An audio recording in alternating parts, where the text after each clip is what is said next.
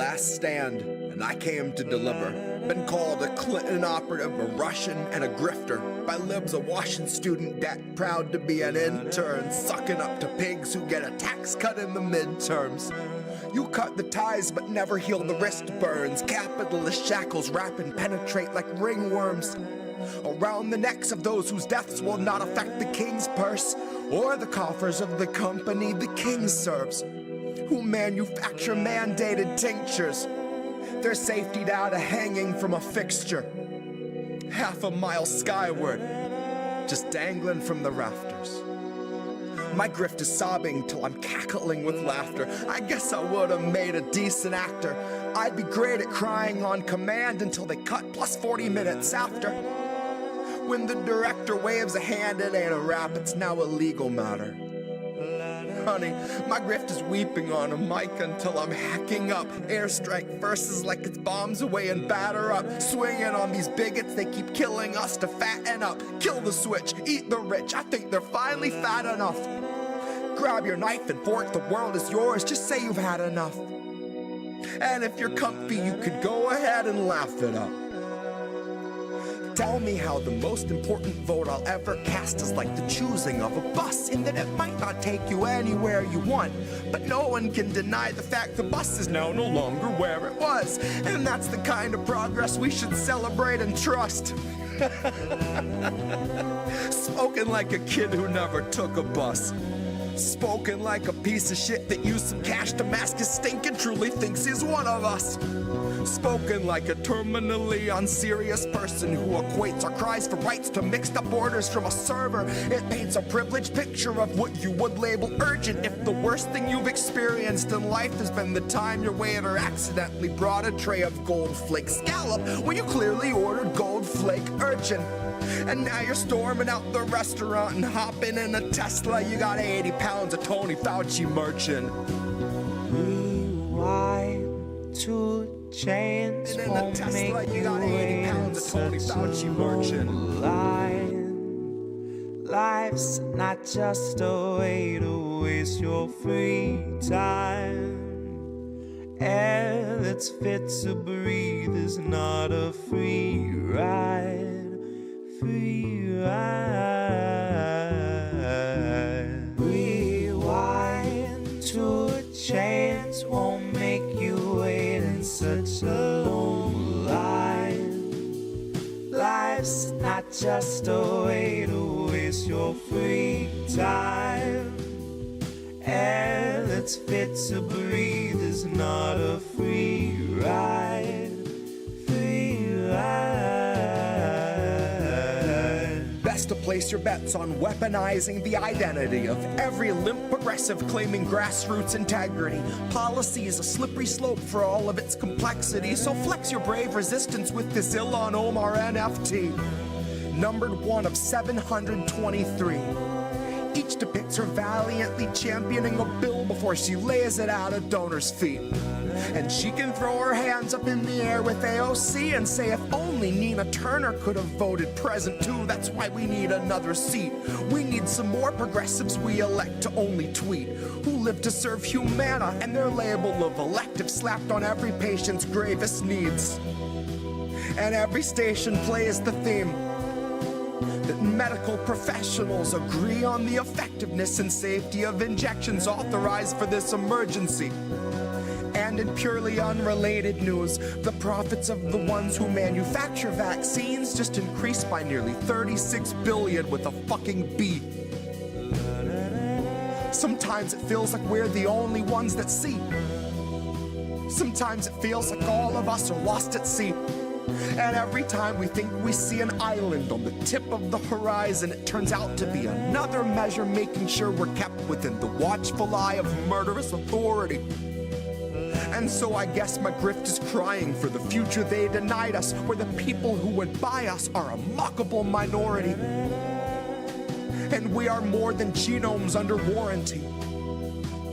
And we are more than serfs in constant quarantine. If I had a single breath left, I'd let the chorus scream. I'd announce our leaders claiming none for all and more for me. None for all and more for me. None for all and more for me. None for all and more for me. Rewind to a chance won't make you wait in such a long line. Life's not just a way to waste your free time. Air that's fit to breathe is not a free ride. Free ride. Rewind to a chance won't make you wait in such a long line. Life's not just a way to waste your free time. Air that's fit to breathe is not a free ride. Free ride.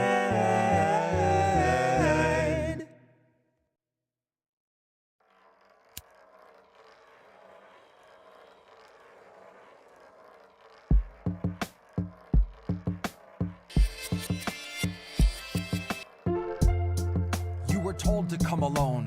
Joe said if you vote for him, he'll abdicate his throne as the father of the crime bill, soul of Jim Crow. Proud to live and vote as a Strom Thurmond clone. If he tried to kiss your daughter with a camera rolling, he'll try more than kissing her alone. Cozy up with Jill for a photo like a portrait of the Kissingers at home. You know I hate to kill the messenger, but if he's gotta go, we can FaceTime. Slit his throat while he stares into the phone. Like if you don't know, kitten, now you know. This is where austerity has gotten us. This is all that palpable excitement for a 20-year wait on forgiveness for your student loans. But a distraction's a distraction and it's time to see some action. So here's one last song for Joe. Before I try to keep his name out of the lyrics in my phone. Try to shift the focus to our senators and everyone in Congress who is all too happy to be hidden while we're wasted to the bone. It is not food insecure, it's starvation, and it lurks in almost half the country's homes. So if you plan to lay down, hold your nose and vote for Joe, have the guts to admit that you chose to submit and that you decided lending your support to a pedophile must be a step towards hope. That a vote for a man that spent his whole life implementing laws that dehumanized people of color is a vote against fascism. When you know damn well he's just a kinder, dumber face on the same white nationalism. So baby, throw away your scruples with the memories of your activism. Watch your weak resistance usher in a fucking cataclysm. Elect a bigot war pig and say you're gonna push him into pacifism. That's some bootlicker Stockholm hostage liberal masochism. Bootlicker Stockholm hostage liberal masochism. Baby, that's some fucking bootlicker Stockholm hostage liberal masochism. God, that's some fucking bootlicker Stockholm hostage liberal masochism. That's some fucking. Good morning, Sunday morning.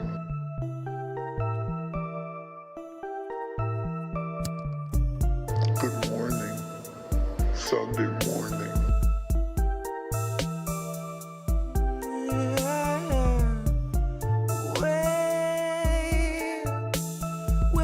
Sunday mornings out from normal and the world is not the same. Said you waited for a warning, but the warning never came.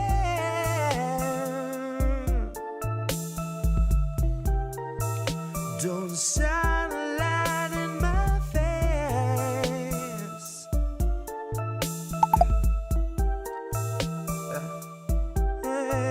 Nancy gonna cut you a check too late. 2 years after your funeral's paid, 2 years after the grave, she'll be a little stronger for all of the dollars she saved. Watching you wake, watching you cling to your family slipping away. Watch her do nothing but pray. Watch her condemn the Republicans, take them to brunch and then shrug it away. Now watch us be outraged half of a day, then pick a new hero to face our leaders and think they could beat them, playing the game they played since Pelosi had real human blood in her veins. They're all one and the same, sold off stocks and they all maintain that the risk was benign and the virus was tame. Flash forward and 40 Sunday mornings fade, 250,000 people in its wake and the cruise ship sailed today. So motherfucker, don't shine a light in my face. Wait. Good morning, Sunday morning. Good morning.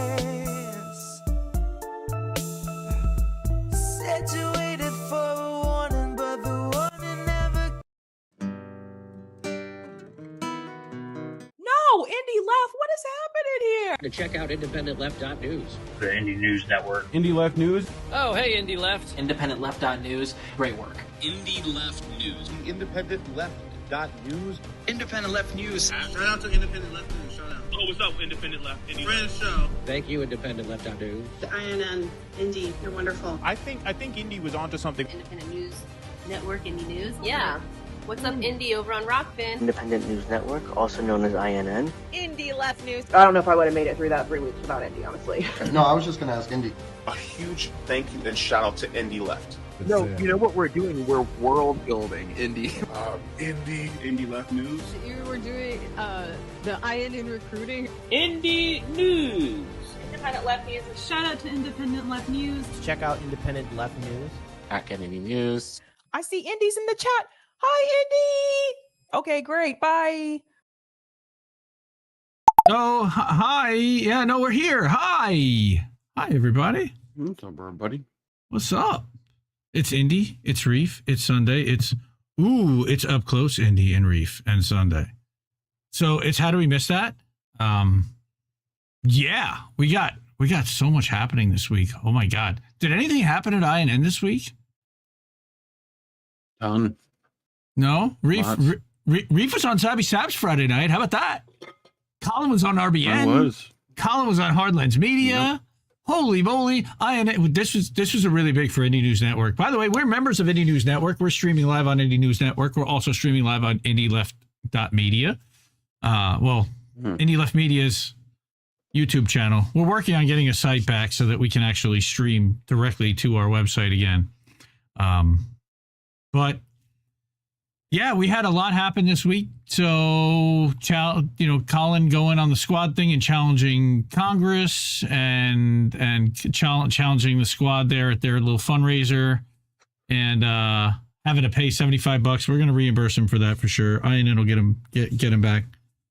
But yeah, Tara's in Russia, everybody. Hey, does anybody not know that yet? Yes, everybody. Tara's in Russia. And so there was an entire scramble to get all of the press conference stuff out and on different channels. So that was kind of tying up some of the week. We took a week off, which we haven't done in months. So that was nice to get a little bit of a break. I know we didn't really get much of a break. It was just, I was focused on doing a bunch of other stuff. I realized since I haven't been doing news updates, we haven't said anything to Patreon. Patreon.com/INDLeftNews. We do actually have a Patreon. If you can support us, it would really help out right now. And so I started writing a thing to Patreon, say, hey, sorry, we haven't abandoned you guys and we haven't fallen off the face of the earth. We just stopped putting out the daily updates. So I haven't been posting to Patreon, but we still are doing How Do We Miss That? And INN is still cranking. And I just started putting together a list. Hey, here's some of the stuff we've been up to. So that's over at our Substack at indiemedia.today. And then we've got the Indie News Network.substack.com. We put out what's going on over at INN because there's been a lot. What's happening? Last night, we launched Bitch with Comrade Misty, and most of you in the chat here were already there. But Bitch with Comrade Misty was a show that was on MCSC Network and on her channels for a while. Really excited to be able to, an honor to bring that back with her, for her, producing it, co-streaming it to INN, and you doing it through our restream and INN personnel and people, along with Sleepy Josh, kind of collaborating to pitch in and get this going again, because she needs an outlet to really bitch and interact with chat and share stuff on screen and talk about what's happening with Assange and share what's happening with rallies and organizing and her radio show and just vent and talk about Ohio and sports and kids and everything else. So I need to go to, I actually didn't bring up my little spiel that I usually say every week. So I do want to have that up. I'm just riffing right now. Let's log in here. So what else did you do, Mr. Reed's been adding to the soundboard quite a bit, so you'll hear some new additions. Yeah. Who are these people? What? What? Is that Vin Diesel? No, Ari Shafir. That's right. I think I asked you that last time too. Who are these people? Mark Norman. Come on. You know. Come on, man. Pussy. But anyway, yeah, no, we did Stabby Stabs. I got to do that. Got to represent Tara. That was nice. We did Bitch with Comrade Misty. That was great. Yes. Wednesday we'll do an INN news as always. And stay tuned for after How Do We Miss That for boats. I know everyone sometimes forgets boats, but you know, we're gonna be launching. We're also going to launch another new show on Sunday. I'm sorry, on Thursday. That's another alternative angle with Chris. No crab, but just Chris. An alternative angle. It's yes, the alternative angle. That's right. Maybe we should call it the right. The AAA, the AAA, the AAA, the AAA and the AA, double A and the AAA. I don't know what's in that cup, but it's awfully dark. It looks like. Tea, chamomile. Okay. You know, real manly drink. Beaver doesn't care for Ari. I'm not a big Ari fan, but he is kind of funny. He's just loud and all right. So let me get to it. How do we miss that? Yes. Welcome everybody to How Do We Miss That? Woohoo! Okay, I hope I didn't peek out. Welcome everybody to How Do We Miss That? You did. How Do We Miss That is a show featuring articles written by independent journalists who expose corruption, cover workers' organizing, and environmental crises while challenging corporate establishment narratives and talking points. New episodes stream live Sunday nights, 10 p.m. Eastern on YouTube, Rumble, Twitch, Rockfin, Substack, Facebook, Telegram channels. We are live on Telegram. And the podcast is usually published within a couple days on Amazon, Apple, Google, Spotify, and more. I noticed that the Apple was actually not connected. It now is. So you can now go to Apple Podcasts and look up How Do We Miss That, and you'll find the 82 episodes that are synced. Co-host me, I'm Indy. I'm the founder and editor of Indie Media Today on Substack and the Indie Media Awards. And then I got this guy sitting next to me. That's Reef Breland. He is, thank you, INN's technical director, co-host of INN News, and we are both hosts and co-founders of INN, Indie News Network, a collaborative family of independent content creators. And you can find all of our channels on indienews.network.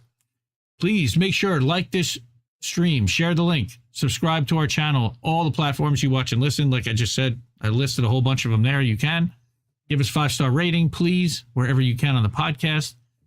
Hook us up on the Patreon and on the Substack if you can. I don't want to paywall anything. I really don't, and we've never done that. I am considering creating some premium content, and either whether that's for INN, for Indie Left, I've always wanted to give everything away for free. It's getting to a point where I don't know if we can continue to do that unless I get some signups, and we haven't gotten any in a while. So thank you, everybody. Look, just share, get the word out. I know everybody does, so thank you. We do have a bunch of really good stories, including a couple that broke within the last day, and I had to update the slideshow. Assange news, huge. So we'll see what happens there.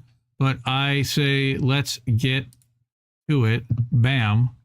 There we go. Check out that badass thumbnail. That's actually a Canva template. Indy versus Reef. That's literally what my daughter said. When I showed her this, I'm like, hey, honey, check this out. Oh, it's Indy versus Reef. There's 7.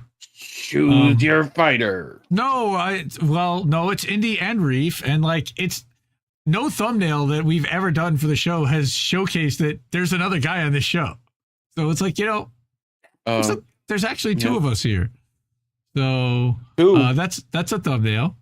That's our new generic thumbnail. We'll probably use this more often because it doesn't have an episode number or anything. I like it. It's badass. All right. Yep. First story. Mini truck. That's a thing his uncle. That's an inside joke from Reef's uncle that whenever he gets something new and he can't stop talking about it, he wants to see my new truck. So our first story is an interesting one that I have some feelings about, and I'm not just going to read this story. We got some things to say about this. So we love Brett Wilkins and we love Common Dreams. Let's start out by saying that is between the 2 of them, they're double Indie Media Award honorees. But I will also preface this by saying that I'm not so crazy about what happened here. So with an HQ walkout, Amazon workers say hell no to climate failures and a return to office mandate. Oh, okay. You've got me intrigued. Ooh, mandates. Tell me what's going on here. Everyone right? knows mandates. Right. So, as we said, this is Brett Wilkins and Common Dreams. I'd like to showcase that. More than 1,000 corporate workers and allies rallied outside the e-commerce giant's Seattle headquarters on Wednesday to protest the company's return to work policy and what they called its failure to fulfill its climate pledge, which is awesome. I'm glad that they're protesting, but sign and chant slogans during Seattle lunchtime rally. They walked out at lunchtime, which was organized by Amazon Employees for Climate Justice and Amazon's remote advocacy group, included Amazon Strive Harder and Stop Greenwashing and Hell No RTO, which is a rebuke of a mandate from Amazon CEO Andy Jassy to a return to the office. Well, screw you guys, I'm going home. See, that's one of those new great sound bites. At least 3 days per week, they have to be in the office. Amazon employees. Quote, morale's the lowest that I've seen since I've been working here, said one anonymous Seattle-based employee who didn't want to be named because they've worked for the company since 2020. Now, this is Wired, and Wired has done some really questionable reporting. They did a tongue bathing of Mayo Pete recently, but I just thought that this was kind of funny that he quoted Wired. But this year, Amazon did terminate 27,000 workers. Layoffs that have mirrored cost-cutting sackings at other tech companies that overhired during COVID. At least hundreds of other Amazon corporate employees and their supporters took place in similar demonstrations outside company offices around the nation on Wednesday, according to reports. Now, I did not see any of those reports on Twitter, but okay, I'm glad again to hear that that's happening. But it's just kind of funny. Why? Today, it looks like it might be the start of a new chapter in Amazon's history when tech workers coming out of the pandemic stood up and said, we want to say in this company and the direction of this company. And that's what a former corporate employee and co-founder of Amazon Employees for Climate Justice told the AP. Red flag number. Oh, yep. How many? So you got Wired in the AP. All right. Yep. Amazon spokesman Brad Glasser told Wired, so now you've got the mouthpiece. We're always listening and we'll continue to do so, but we're happy with how the first month of having more people back in the office has been. Of course. There's more energy, collaborations, and connections happening, and we've heard from lots of employees in the businesses that surround our offices. Without quoting or even trotting one out. However, Church Hindley, an Amazon quality assurance engineer, told the AP that working from home has improved his health and quality of life. I'm not suited for in-office work, he said. I deal with depression and anxiety, and I was able to get off my anxiety meds and start living my life. Like, literally was able to just, working from home made the difference. And Pamela Hayter, which is kind of funny, she started the remote advocacy internal Slack channel, which now has 33,000 members. Internal Slack channel. That's only inside, available to Amazon employees at Slack. 33,000 members advocating for remote work. During the Seattle rally, she slammed the RTO mandate, saying, I can't believe that a company in this day and age, a company that claims to be an innovative leader in its space, would do that to one of its most precious resources, its employees. Oh, that's really funny. Okay, so let's have a conversation about this, shall we? All right. Problem number one, return to work does suck, and I'm certainly down with protesting return to work, but how about like collaborating with and organizing with the warehouse workers? They never had a work from home policy where they had a return to work 3 days a week in the office. Like, they're not going to be down with the return to work thing, with you wanting to stay home and work from home, except that the proof shows that workers were as productive or productivity increased in most cases during pandemic. It's just that the bosses lost less visibility into what their employees were doing. And that's what their problem is. They're losing their sense of control over their employees. So now they're trying to implement monitoring software and all kinds of bullshit to do that. That's what this is about. All right. Number one, I got all kinds of just climate justice policy. That's really why you're walking out on lunch. I'm walking out at lunch. And did they go back an hour later? What were the consequences to Amazon for this? Like, there's no consequences. Right. This was like, what? Like, no acknowledgement of the Amazon labor union. No acknowledgement of any kind of organization going on across the fucking company? Are you kidding me? Are you kidding me? What is this? Yes. What is this? What is this? What? What? Like, what is this? Just losing my stuff here because I love Common Dreams. Yeah, I love Common Dreams and Brett Wilkins. That article was kind of dog shit. And sometimes they're forced and asked to write articles that they have to write to fill stuff, and I get that, but that one was not so great. I'm happy that Amazon workers are starting to take a stand against management, although it doesn't sound like it was really much of a stand, to be honest. Right. They gave up a lunch hour to stand outside and get some PR. And yeah. So Restream bot blocked. Screw Google. What? How can that be? Restream bot can't block anybody. Sorry, dude. Okay. All right, I'm done with that story. Let's check out chat. Good. Hi, everybody. What's up? Everybody. We got bad cookies. We got 30 some odd people live right now. That's great. Thank you for being here and appreciate you, Mouse SF. Let's see. Who's got something to say? Read if you see anything. Yeah, dude, Mouse, you're nuts. What? Sheesh. Last night at the strike, it was all we had, and the line at the grocery store was about 2 hours long, so I walked out. Damn.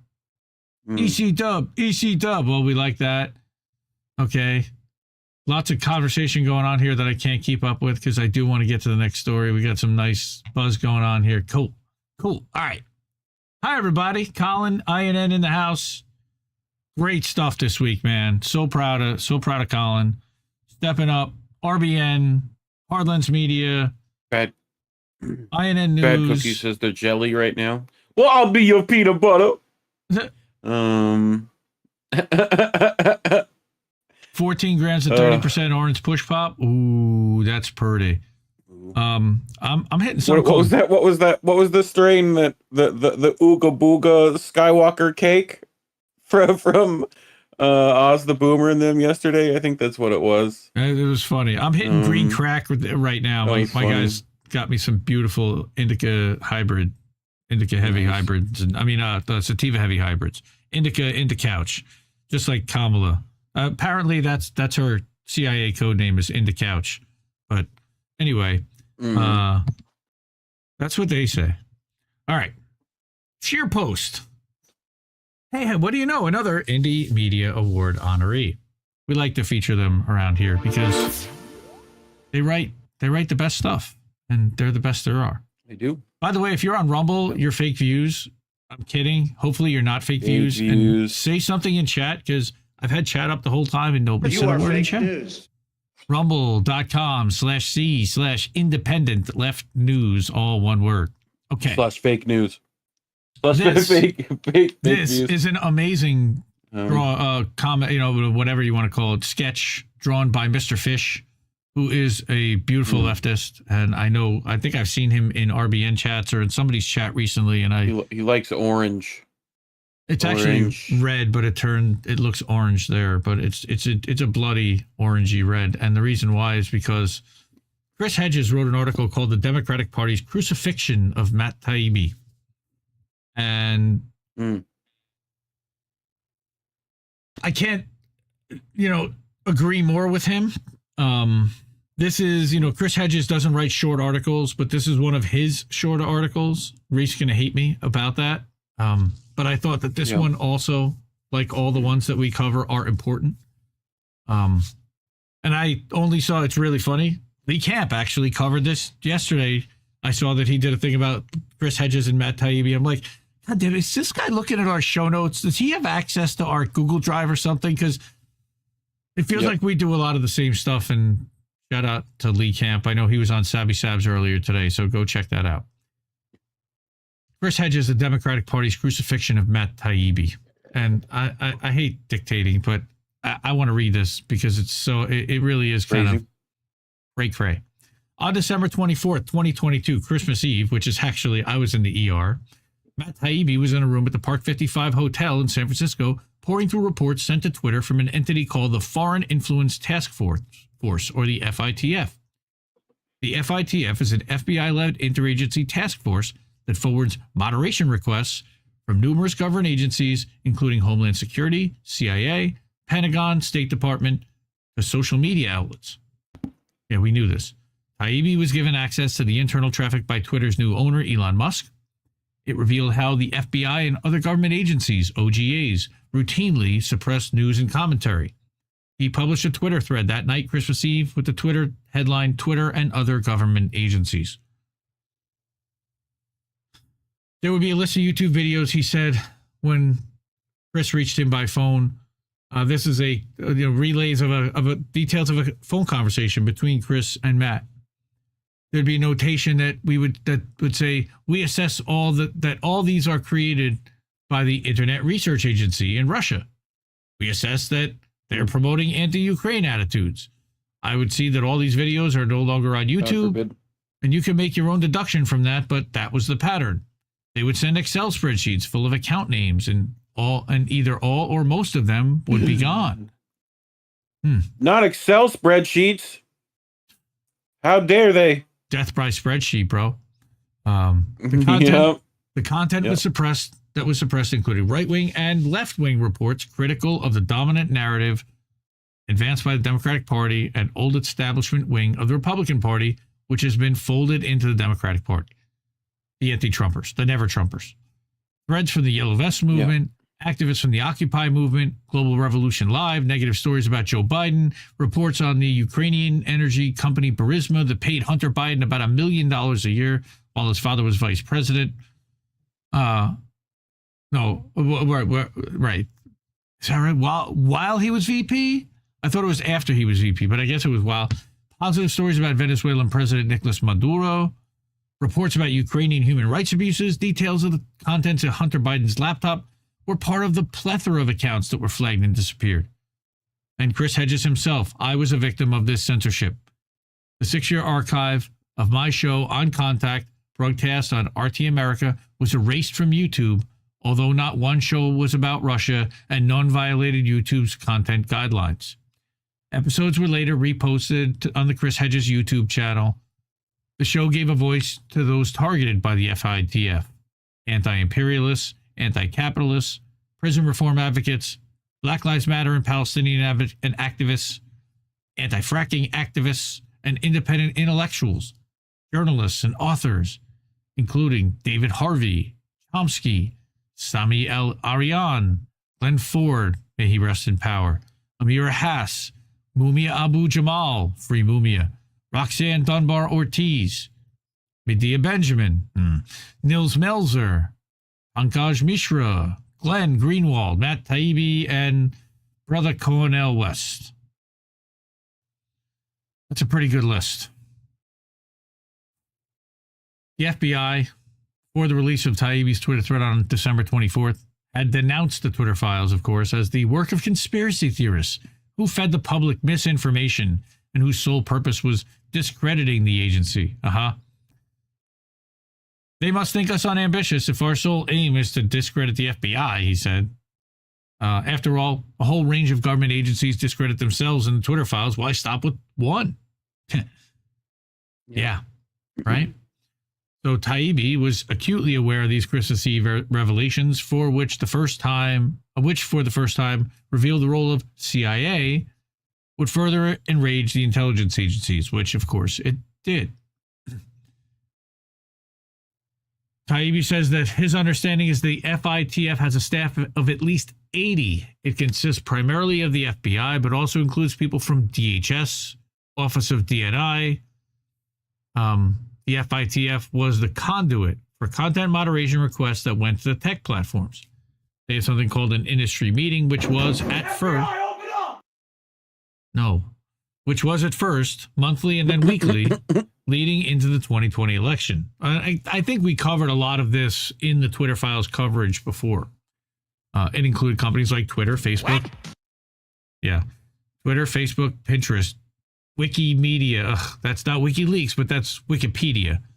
A series of others, about 24 of them. They would have a general briefing on trends, and individually, each of the companies were receiving notices.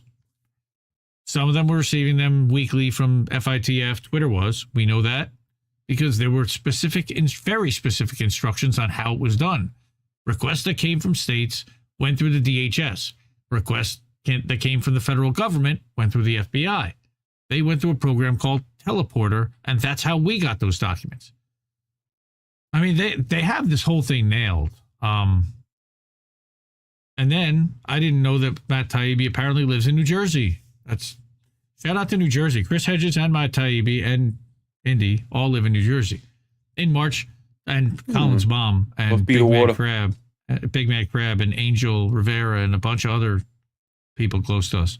But in March, Matt Taibbi and Michael Schellenberger were called to testify, as we know, before the Select Subcommittee on Weaponization of the Federal Government.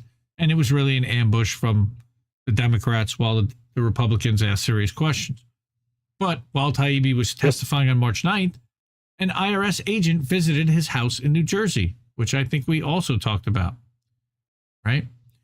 Taibbi discovered the IRS opened a case against him on the day that he published his Christmas Eve Twitter thread from a letter House Judiciary Chair Jim Jordan sent to IRS Commissioner Daniel Werfel inquiring about Taibbi's case.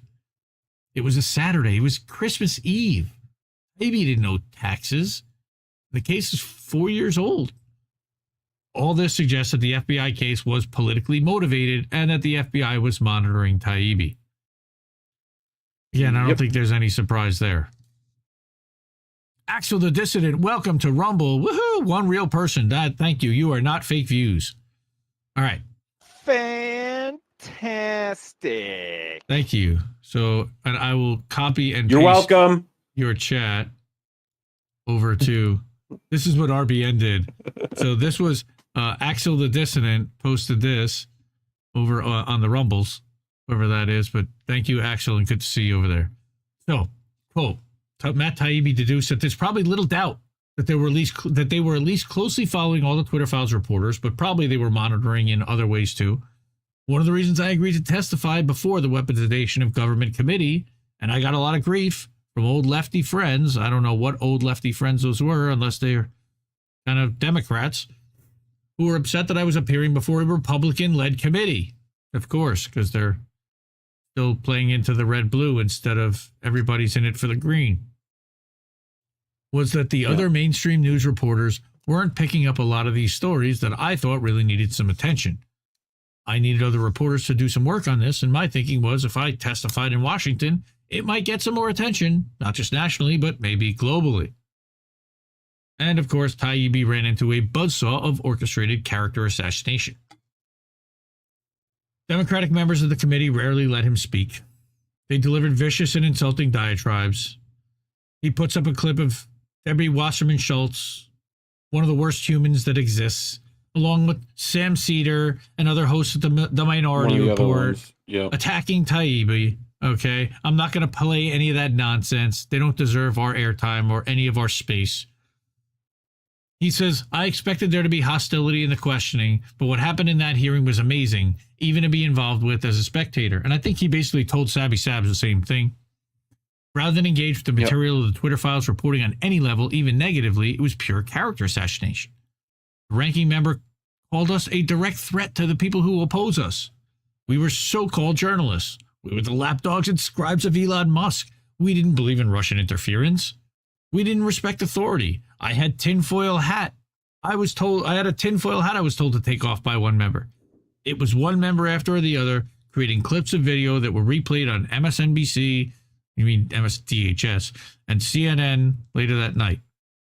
That was how people got the news about that hearing. Yes. We grew up in an atmosphere where the Democrats were always the champions of free speech. Yes, they used to be. More so than the Republicans through the 70s, 80s, 90s, even the early 2000s. Suddenly on this issue, it was wall-to-wall hostility.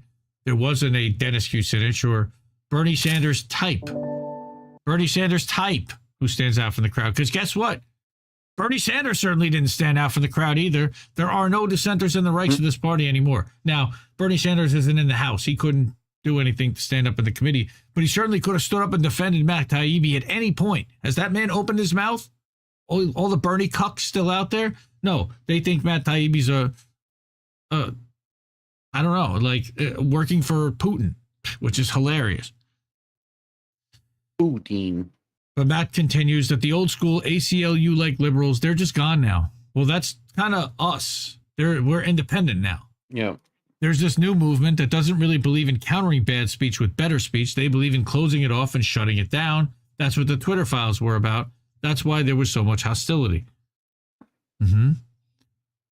Taibbi was informed that there were problems with his 2018 tax return. The IRS said it had sent him letters about the issue. The IRS. Right, that he filed with. Now, if you file through an accountant and you have that, they send something to your accountant. So his accountant didn't get anything. He certainly didn't get anything.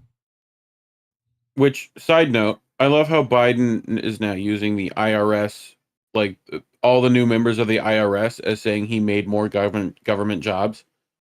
Right? Like 87,000 IRS agents. Right. Well, we created jobs. We increased the size of the federal government.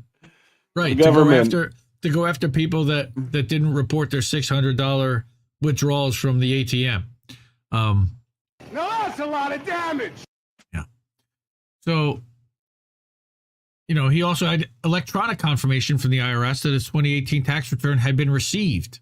But it was only when Congressman Jordan wrote to the IRS asking for clarification that he became aware of the files that the IRS had amassed on him. These included information taken from search engines and commercial investigative software such as Anywho, Consumer Affairs, and LexisNexis. They had his voter registration records, whether he possessed a hunting and fishing license, whether he had a concealed carry permit, his telephone numbers, articles he'd written, and articles written about him. Now, why would an IRS know what that agent... concealed carry permit's about? Well, why would they need to know that? Right. They want to know if Matt just decides to start blasting. Bow, bow. If they decide to come busting in the door, exactly. So he's asking, why would an IRS agent... I'm in danger. Right? Why would an IRS agent need to know anything about my professional history or about controversies I've been involved with or things that I'd written about? Oh, that seemed pretty dubious. They're not worried about the optics, about doing something like sending an IRS agent to the home of a journalist who has a big platform and a reputation for not being able to, not being afraid to say something about it, he said. They're not worried about how this looks. It's concerning for a number of reasons, and it reminds you of things you would see in a third world country. Well, in a lot of ways, we do live in a third world country, so yeah. So Taibbi was interviewed by MSNBC host. Dubious. Interviewed, well, more like ambush, but interviewed by MSDHS host Mehdi Hassan. Throw a shoe at Mehdi Hassan for Richard Medhurst. Hassan, or his researchers, had combed through Taibbi's reports and found a couple very minor errors, including a confused timeline and a misplaced acronym, CIS-A instead of CIS.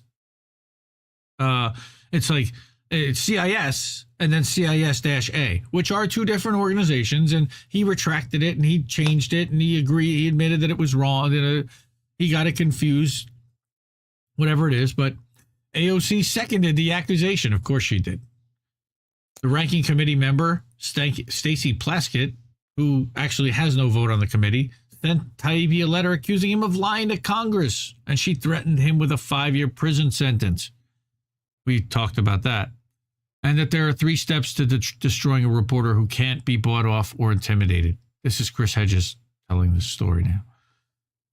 The first is a campaign by the powerful, whose lies and crimes have been exposed, along with their obsequious courtiers in the press, to discredit the reporting. Second is a sustained campaign of character assassination. The third is a persecution carried out once the reporter's credibility has been weakened, his or her ability to publish or broadcast is degraded, and public support has eroded. This is what happened to Julian Assange. Free Julian Assange. Free him now. We're going to talk about that in a few minutes. It happened before Assange to Don Hollenbeck and I.F. Stone and Gary Webb, Ray Bonner, and many others.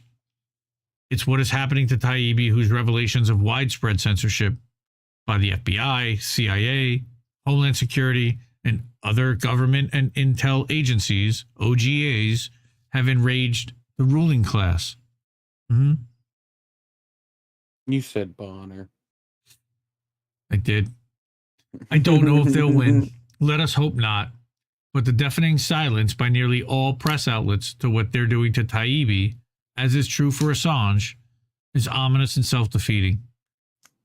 It sends a signal to those who attempt to report about the inner workings of a power that no matter how well known you are or how high a profile you have, you too will be targeted. The concerted attacks on Taibbi are an example of how the walls are steadily closing in to impose an iron conformity. The walls are closing in. One more brick in the wall, one more piece of our emergent corporate totalitarianism. Nobody wants to deal with a full-throated negative media campaign that you volunteer for when you do this kind of work, he said. It never goes away. It's kind of a drag. We've seen it happen with Glenn Greenwald after the Snowden business, and it happened with him again during Russiagate, and it's not fun. People don't want to go through it. It's a disincentive to do counter-narrative work. So Matt says, it's funny, Chris.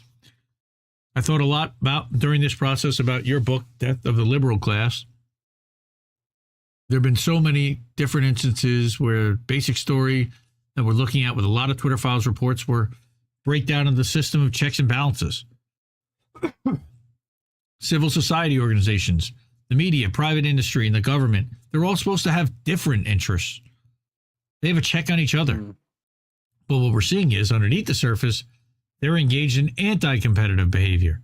It's basically media, these internet censors, the enforcement agencies and NGOs, all acting in concert against the population as opposed to checking each other. You were predicting this. When these institutions break down, when they don't work anymore, this is what happens. It's a pretty quick step to consolidation of authority. That's the scary part. Once upon a time, if you were in media, even a small offense in this direction would have attracted solidarity amongst the ranks, and now there's nothing.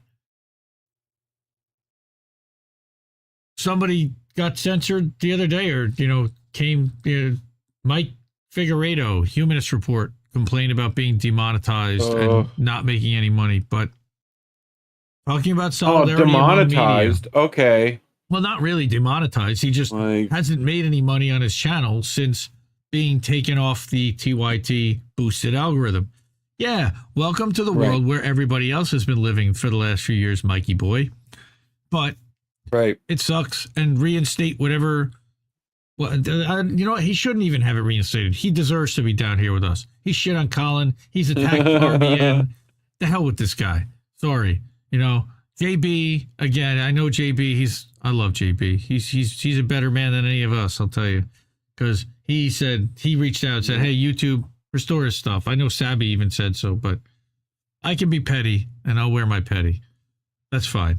Mike Figueredo, sorry, not sorry. But sucks that you're being censored. It also sucks that you called to censor tons and tons of people and never stepped up to say a word about anybody else that was censored with a much larger platform the entire time to do so. So, problem gets serious. Hi, guys. Come on, guys. All right. Grow up. Get serious. Yeah. So Matt decried the role that major media organizations played in hunting down Jack Teixeira, National Guard technology support staffer who posted classified documents online. Okay, Chris. Instead of reporting on the contents of big intel leaks, the Washington Post and New York Times worked with Bellingcat to deliver this suspect to the authorities. This is a new role for the media. It's a big shift in how the press thinks of itself. It doesn't see itself as something separate from the government or law enforcement. It sees itself as on the same side because it's whatever's going to get them the story. Yep. There were probably a lot of people who were frightened by the spectacle and rise of Donald Trump, he said. They were told over and over and over again. Yes, well, they will definitely be rude. They are told over and over and over again that this was a Christian nationalist neo-fascist movement. There are elements of that for sure, but there's real truth to that. But in response to it, they became exactly the thing they were telling everybody they were fighting against. By the time people wake up, it might be a bit too late, which is unfortunate. And that's Taibbi saying that. And here's Chris Hedges. A dedicated ruling class, which has disemboweled the nation for its corporate masters and whose primary mission is the perpetuation of permanent war, has no intention of carrying out reform. It will permit an exchange of ideas or allow its critics a platform. It will not permit an exchange of ideas or allow its critics a platform. It knows it is hated. It doesn't care. It fears the rise of neo-fascists. Its defunctions and corruption have spawned. It seeks to perpetuate itself only through fear. Fear of what will replace it. Oh my God, have you seen the other guy? That's basically the Democrats' campaign. That is all it has to offer to a demoralized citizenry. Constitutional guarantees of free speech and the right to privacy are noisome impediments to its tenuous grip on power. These constitutional rights have effectively been abolished. What the Twitter files revealed is that massive government blacklists and the craven acquiescence of media platforms to marginalize and ban individuals and groups on these blacklists. Taibbi, not surprisingly, is also being targeted by the totalitarian machine that he exposed. So keep fighting the government, folks, because they're only going to seek to destroy you as you do so. There's the incentive to do watchdog journalism. Yep. I fucking hate it here, guys. Tara made the right move. Thank you, Misty. So, I'd love to at some point. Today. I would. Yeah, I'm thankful every day, but I would love to at some point have a conversation with Matt. That'd be really fascinating. Big fan of his work for many years. Yeah, seriously. By the way, Jimmy Dore. I meant seriously as in like seriously, not like seriously. Oh. But yes. I feel you. We got a spoopy in the house. 40 people watching live. Boom. Cool. All right. Good. Because now we're going to get to the story that the set of stories that I think everybody's here for, which are the Assange stories. The beautiful, wonderful, and Tara Reid lookalike, or Tara Reid doppelganger twin, Stefania Maurizi, brilliant journalist, maybe on this year's list of Indie Media Award honorees, but was not on the initial list. Certainly deserves and earns the honor to be there. She's been publishing and working with WikiLeaks for years and years and years. So, first of all, I want to shout out to INN's Comrade Misty Winston. Stefania is my hero. We need more people like her. Hashtag Free Assange Now. There was some kind of an event in Oslo where they actually had one of the freed Guantanamo Bay prisoners who was giving a speech about imprisonment and torture, and Jeremy Corbyn was there, and it was an all-star lineup that was shared by Matt O'Brien, and shout out to Matt as well. Hope you're watching. Good to see you. Thank you for all you do out there to keep awareness and keep this story out there and alive, because I know that you're activist pretty deep, and Misty's said that you're fantastic, and we kind of agree. So, judge orders the Crown Prosecution Service to come clean about the destruction of key documents on Julian Assange. Now it's really starting to come out, folks. It's like years later. There's a lot of pressure to free him. The Biden administration is now kind of under orders. They're the third administration now to be pushing this. WikiLeaks. So after years of running up against a brick wall, the first crack has appeared with the latest ruling on Stefania's FOIA case issued by Judge O'Connor. In addition to the ruling, British Labour MP John McDonnell has just obtained new info for the Crown Prosecution Service. McDonnell is calling for an independent inquiry into the CPS's role in the Assange case. That's big. That's a Labour member of Parliament. Like, what? Yep. For the last 6 years, they've rejected all of our attempts to shed light on the destruction of key documents in the Assange case, even though the emails were deleted when the high-profile controversial case was still ongoing. Amazing. But now the British authorities at the CPS have to come clean. They must declare whether they hold any information as to when, how, and why that documentation was deleted. And if they do hold it, they must either release it to us or clarify the grounds for their refusal. This order was just issued by the London First Tier Tribunal, chaired by Judge O'Connor, in response to Stefania's litigation based on the UK Freedom of Information Act, or FOIA, in which they're represented by top-notch FOIA specialist Estelle Dehaene of Cornerstone Barristers in London. Wow, that's like earthquake stuff. This is big crack in the wall. Like, are they starting to, let a little air out of the balloon so that they can prep to maybe let him out? Like, I got another story coming up that I think they're going to have to let him go. I really do. So CPS we can whisper of a dream. I'm whispering. Oh no, I'm screaming of a dream. But the CPS must comply with this judicial order by June 23rd. So we're going to find out quick. And any failure on their part to do so could lead to contempt proceedings. And I don't know what that entails and what the punishments are under contempt. Ever since 2017, when we first discovered the documents had been destroyed, we've consistently run up against a brick wall. The CPS has always maintained that deletion of those documents was in conformity with their standard operating procedure. A previous ruling in 2017 by the London First Tier Tribunal, chaired by a different judge, Andrew Bartlett, averred that there was nothing untoward about their deletion, right? And that the British body instituted to uphold information rights, the ICO, has always been pleased with the decision that there was nothing untoward about it. This new ruling by Judge O'Connor is the first crack in the brick wall. So, Judge O'Connor's also confirmed that WikiLeaks is a media organization, not a spy agency, though he rejected all our requests to access the full correspondence between CPS and the U.S. State Department, the U.S. Department of Justice, Swedish Prosecution Authority, and the Ecuadorian authorities on the Julian Assange case from 2010 to 2019. And we know why. And we're gonna talk about why in a minute, but it seems that at some point they actually reclassified Assange as a terrorist and WikiLeaks as a terrorist organization, which is why there were plans drawn up to assassinate him in London. And again, we're going to get to all this, right? I'm sorry. Relative to the correspondence between CPS and Ecuador, the judge ruled in favor of the CPS, maintaining an exemption to the neither confirm nor deny that the British and Ecuadorian authorities had exchanged emails on the case. Great. Free Julian Assange. Free him right now. Let this man out like now. I don't care that it's 4 a.m. Let him out.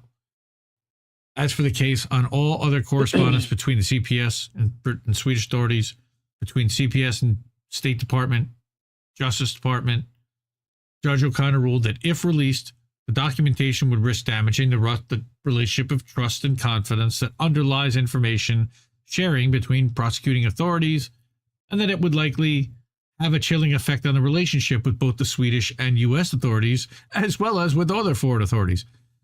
Yeah, because there's a lot of dirty laundry in there.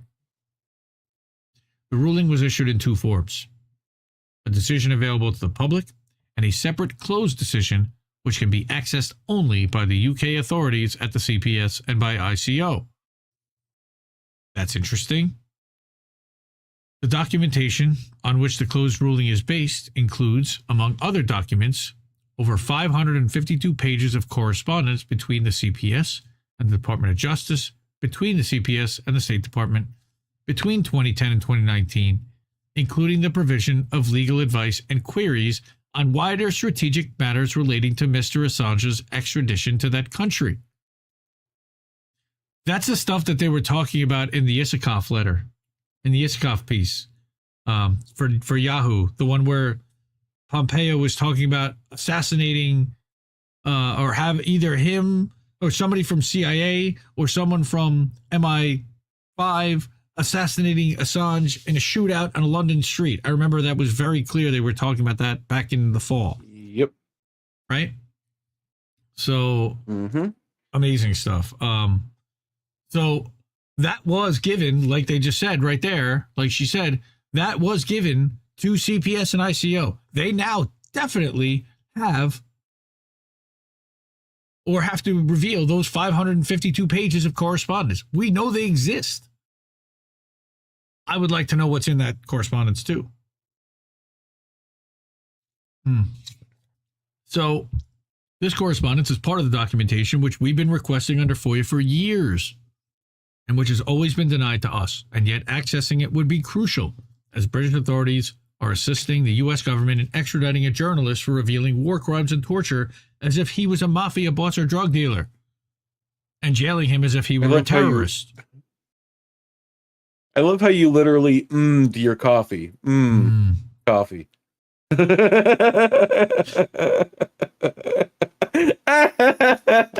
My daughter literally licks her lips after she eats, so now I know where she gets it from. Thank you. Thank you. Coffee. You're welcome. I'm Harvey Keitel. It's Harvey Keitel in Pulp Fiction.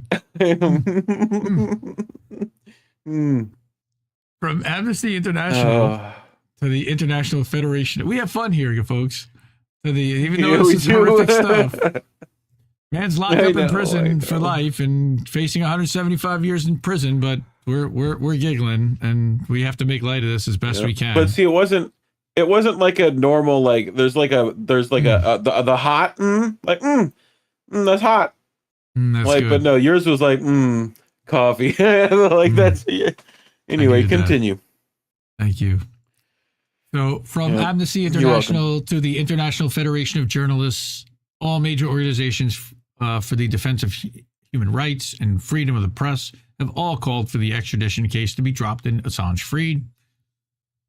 He remains in prison, however, waiting for British justice to decide on his appeal against extradition to the United States, where he risks 175 years in prison for obtaining and publishing classified U.S. government files. Let's just talk about 175 years. 175 years? Okay. All requests to drop the charges and free Julian Assange have been ignored by the U.S. and British governments. All decisions and opinions of highly respected UN bodies like the UN Working Group on Arbitrary Detention or the UN Special Rapporteur on Torture from 2016 to 2022, Nils Melzer, have been completely ignored by the British government, if not ridiculed, as occurred with the UNWGAD decision. Now that Judge O'Connor has rejected our request to access these documents, in particular the correspondence between the U.S. and UK, the oversight rule that the Fourth Estate should play also risks being severely undermined. And yet we are not alone in our call for public scrutiny. In addition to this authoritative report by Nils Melzer and our FOIA battle, recently a British Labour Member of Parliament, John McDonnell, has submitted a FOIA request to the CPS, full of detailed questions which were just answered by the Crown Prosecution Service. Speaking to IFQ, John McDonnell told them that it's become clear that there must now be an independent inquiry into the role of the CPS in relation to the case of Julian Assange. We need full openness and transparency. I like that. So this talks about the role of the prosecution service in the Assange case. What did it do? It's been a key player since the very beginning, 2010, the year in which Assange and WikiLeaks published the first classified U.S. documents for which he risks life in prison. And the very same year, he ended up under investigation in Sweden for alleged rape. Since 2015, the author of this article, that Stefania has been engaged in trench warfare to unearth the facts about Julian Assange. The author of and the WikiLeaks journalist through FOIA cases in the UK. Oh, right. So she wants to know what they're talking about and what they know. In UK, Sweden, US, Australia, we've experienced tremendous pushback, and the process has been fabulously expensive. 4 governments have been denying us access to the documentation. And nonetheless, our FOIA work has permitted unearthing some crucial information, such as the fact that it was the CPS that advised the prosecutors with the Swedish Protection Authority against the only investigative strategy which could have led to a quick resolution of the Swedish case, questioning Assange in London rather than insisting on questioning him only after extraditing him to Sweden. Why? To Sweden, yeah. Yeah. This legal advice was delivered by Paul Close, a lawyer with CPS's Special Crime Division, which is the division responsible for prosecuting high-profile cases and helped create the legal and diplomatic quagmire which helped keep Assange arbitrarily detained in London from 2010, initially under house arrest for 18 months, and then confined in the Ecuadorian embassy for 7 years. In prison for 7 years. Embassy. That wasn't a prison. Now he's been in Belmarsh, a real prison. In 2013, yes, even the Swedish authorities began to question the dead end into which they had waded at the advice of the British authorities by insisting on extradition. They considered dropping the extradition case, writing to the CPS, "Hope I didn't ruin your weekend." Why would a Swedish prosecutor dropping an extradition attempt for a sex case in Sweden ruin the weekend of CPS authorities? There are too many unanswered questions in this case. Some of the key decisions were taken when the CPS was headed by Keir Starmer, current leader of the British Labour Party. What role, if any, did Starmer play in the Julian Assange case? Why is he currently leading the Labour Party, and why was he Prime Minister? Briefly, the highly anomalous handling of the Swedish case by both the Swedish prosecutors and the CPS resulted in justice for no one, contributed to the devastation of Assange's health, cost British taxpayers at least £13.2 million to keep the Ecuadorian embassy under siege, resulted in the UN Working Group on Arbitrary Detention decision that Sweden and Britain had arbitrarily detained him since 2010, and finally led the UN Special Rapporteur on Torture, Nils Melzer, to denounce 50 perceived due process violations. Not much, right? Yep. What role did Keir Starmer play in that? I'll let you kind of wax poetic on that for a second. I think you have some thoughts on Keir Starmer and what the Brits have done to Julian. Yeah, I mean, there's so much. I mean, the fact that they've thrown it straight up. He said he lied. Like, he said he lied in this case. Like, their main witness said he was lying. Like, how are we still detaining him? And why are the Brits detaining him other than completely, like, being bullied other than by the U.S.? Keep him in a holding pattern for us. They have no case against him. Yep. He's an Australian citizen to begin with. So you're trying him for something that was lied about. He's not. Where's the Australian government to, like, get this guy out of here? Well, we know what just happened. They just made a deal. They just made a deal. They're gonna do more NASA shit in Australia, basically. Right. And that's what they got. Right. And that's what they got for looking the other way and shutting the hell up, because Alba was supposed to say something to Biden. Yeah, thanks. Thank you. So again, thankful. I'm very grateful tonight. The Swedish case is now, I know. Swedish case is now closed. Yet not only do these questions on the alleged violations flagged by Nils Melzer remain unaddressed, but the CPS is still playing a prominent role in the Assange case, as the United States is acting through CPS to try to extradite him to the U.S. That's why it's crucial to dig into the actions of the CPS, to assess its full correspondence with the American, Swedish, and Ecuadorian authorities, and in particular, to access the correspondence of Paul Close. Why? All authorities have refused to clarify how many pages they hold on Assange, but the Crown Prosecution Service did provide us with an estimate of their correspondence with SPA, that's the one in Sweden, from 2010 to 2015. They reportedly exchanged between 7,200 and 9,600 pages. Over the last 8 years of our FOIA battle, we've obtained just 551 pages from the CPS and 1,373 pages from the Swedish Prosecution Authority. Of these 1,373 pages, only 310 represent correspondence between SPA and CPS. They got a bunch of other stuff with it. When we tried to access the full correspondence of Paul Close, the CPS replied that his account had been deleted after he retired in 2014, and that, quote, all the data associated with his account was deleted when he retired and cannot be recovered. How convenient. We covered this. Yep. By the way, on I think INN News we covered you did as well. I think you did. Is that Kiriakou did that part? I think that had something to do with the Kiriakou thing. Maybe somebody.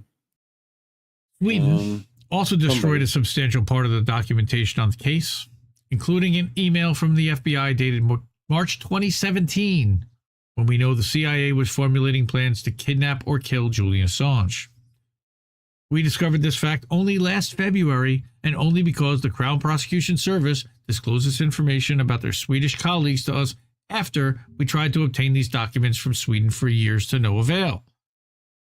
To this day, the Swedish authorities have not provided us with any explanation as to why key documents were destroyed, or when and how, and on whose instructions. All of our attempts to shed light on the matter through litigation have failed. Not surprised. Why were key documents destroyed by CPS? It's probably the key question.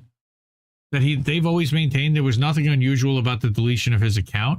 It was deleted 3 months after he retired in 2014, and at that point, Keir Starmer was no longer even director of prosecution at CPS. It's also always maintained that the deletion of the account was consistent with their record management policies, but CPS's record management manual states that general correspondence related to a criminal case file should be retained for, quote, 5 years from the date of the most recent correspondence. That would still be 5 years from today, because they're still going on. But they deleted it anyway. Right? Because it's still a relevant active criminal file case. The guy's in prison there now. So, after reiterating to us for years that Paul Close's emails were destroyed 3 months after he retired, last January, the CPS changed their version of the facts, stating that there is a document which is described as desk instructions in relation to the deleting of material within 30 days. So, was Paul Close's account deleted after 3 months or after 30 days? And why was it deleted? Is the Crown Prosecution Service confident that all the relevant emails and documents were transferred from the email account and copied to the case file before deletion? My guess would be no, but she's asking the question. So, in recent months, we've got a member of Parliament from Labour, John McDonnell. He filed a FOIA request with the CPS to learn whether the then Director of Prosecution, Keir Starmer, was involved about the advice Paul Close gave the Swedish prosecutors not to question Assange in London, and about the fact that the Swedes considered dropping the extradition case in 2013. Why they're getting so granular at this point? Why do you need this little nitpicky bullshit, whatever reason? Let the guy out. Free this man. Free this man. All right. He also asked which documents CPS destroyed, why, how, and on whose instructions, and if CPS could provide him with a list of legal cases in which the CPS deleted key documents in the last decade, other than this. Finally, McDonnell asked whether Paul Close's email account could be retrieved from any backup tapes or any other backup methods. My guess is there's probably a backup DAT sitting around somewhere that's got it. So, with regard to Keir Starmer, CPS replied to the British parliamentarian, a parliamentarian that has teeth, how about that? And a search of the documentation has revealed no indication that the CPS hold information on whether Starmer was involved about those key decisions relative to Assange. Yeah, they don't put that stuff in writing. However, they clarified, We hold 59 boxes of information pertaining to the case of Mr. Assange. Oh my God. The team concluded that it would not be proportionate to review all of these in depth in keeping with the provisions of the FOIA Act. What? Why not? Give me those boxes right now. What's in the box? As with the destruction of Paul Close's email account, the CPS argued that it cannot know that all relevant emails were transferred to the case file before the account was deleted, though that was the standard practice.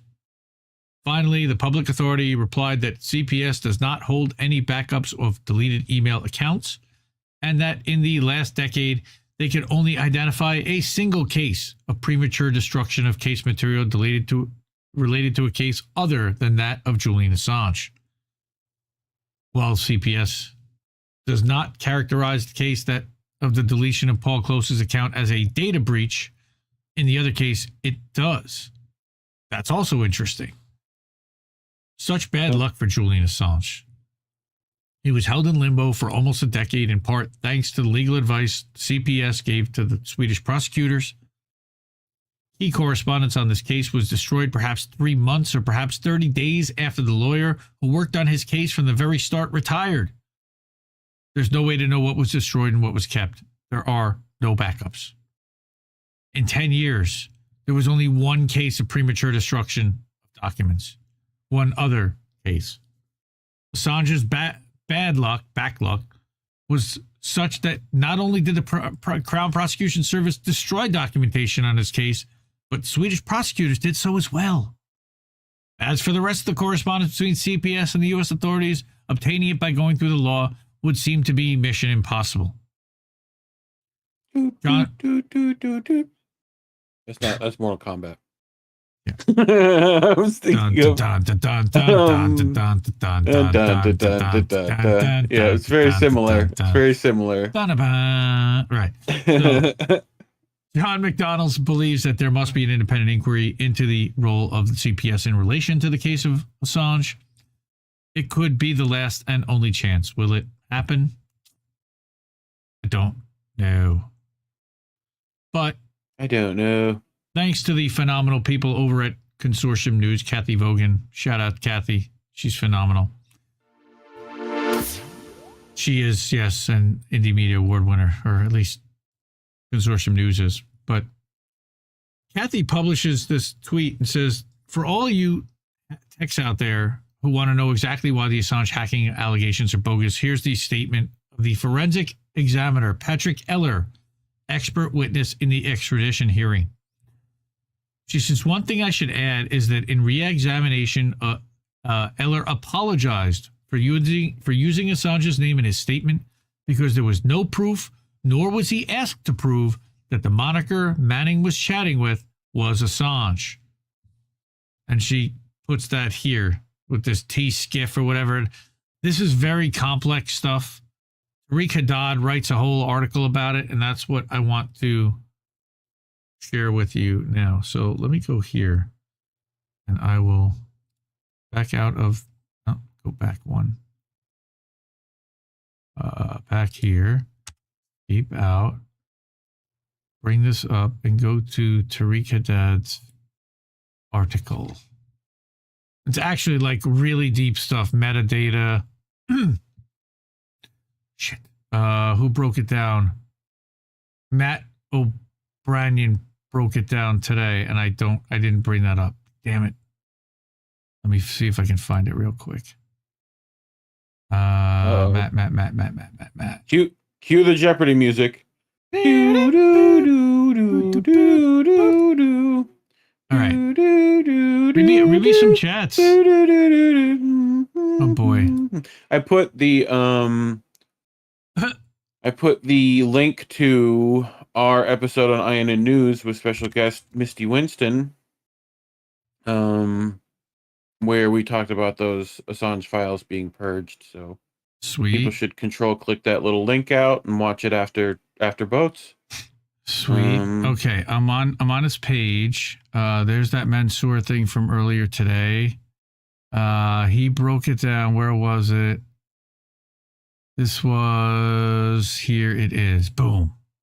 This is an awesome thread, and we're going to go through this thread real quick. Okay. You're not seeing my DMs. Good. Now let's go back here. We'll go to IndieMain. Okay. And we'll blow this up a little bit more so you can see it. So this is Matt O'Brien. Go follow him. He's awesome. So what he says is that even the allegation that Assange may have tried to help Manning be anonymous is bogus. They have nothing. Free Julian now. All right. And what he's saying is out of this report, and this is the report that actually was released in 2010, I believe, in 2020.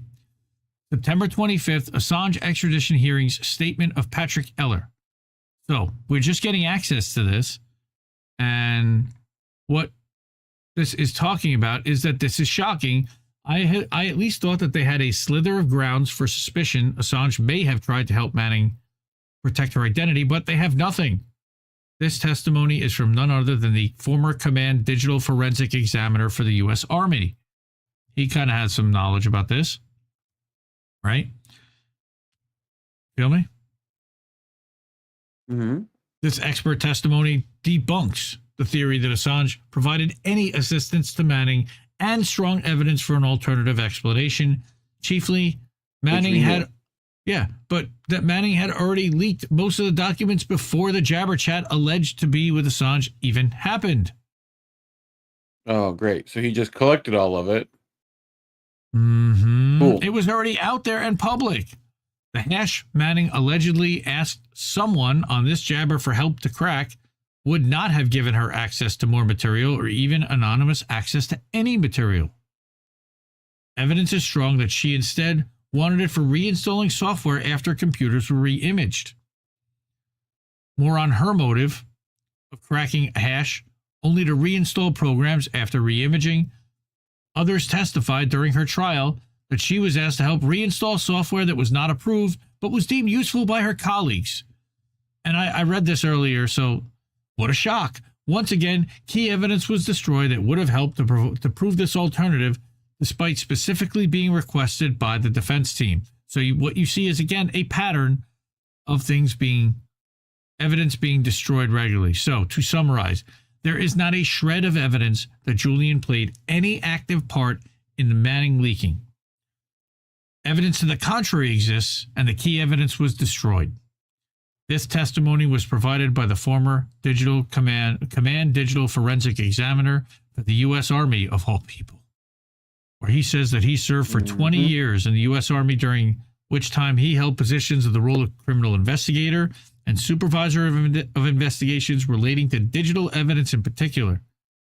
From 2012 until 2019, he was the Command Digital Forensic Examiner and was responsible for all administrative, inspection, and oversight functions within a digital forensic program, which included more than 80 forensic examiners at U.S. Army Criminal Investigation Command Headquarters in Quantico.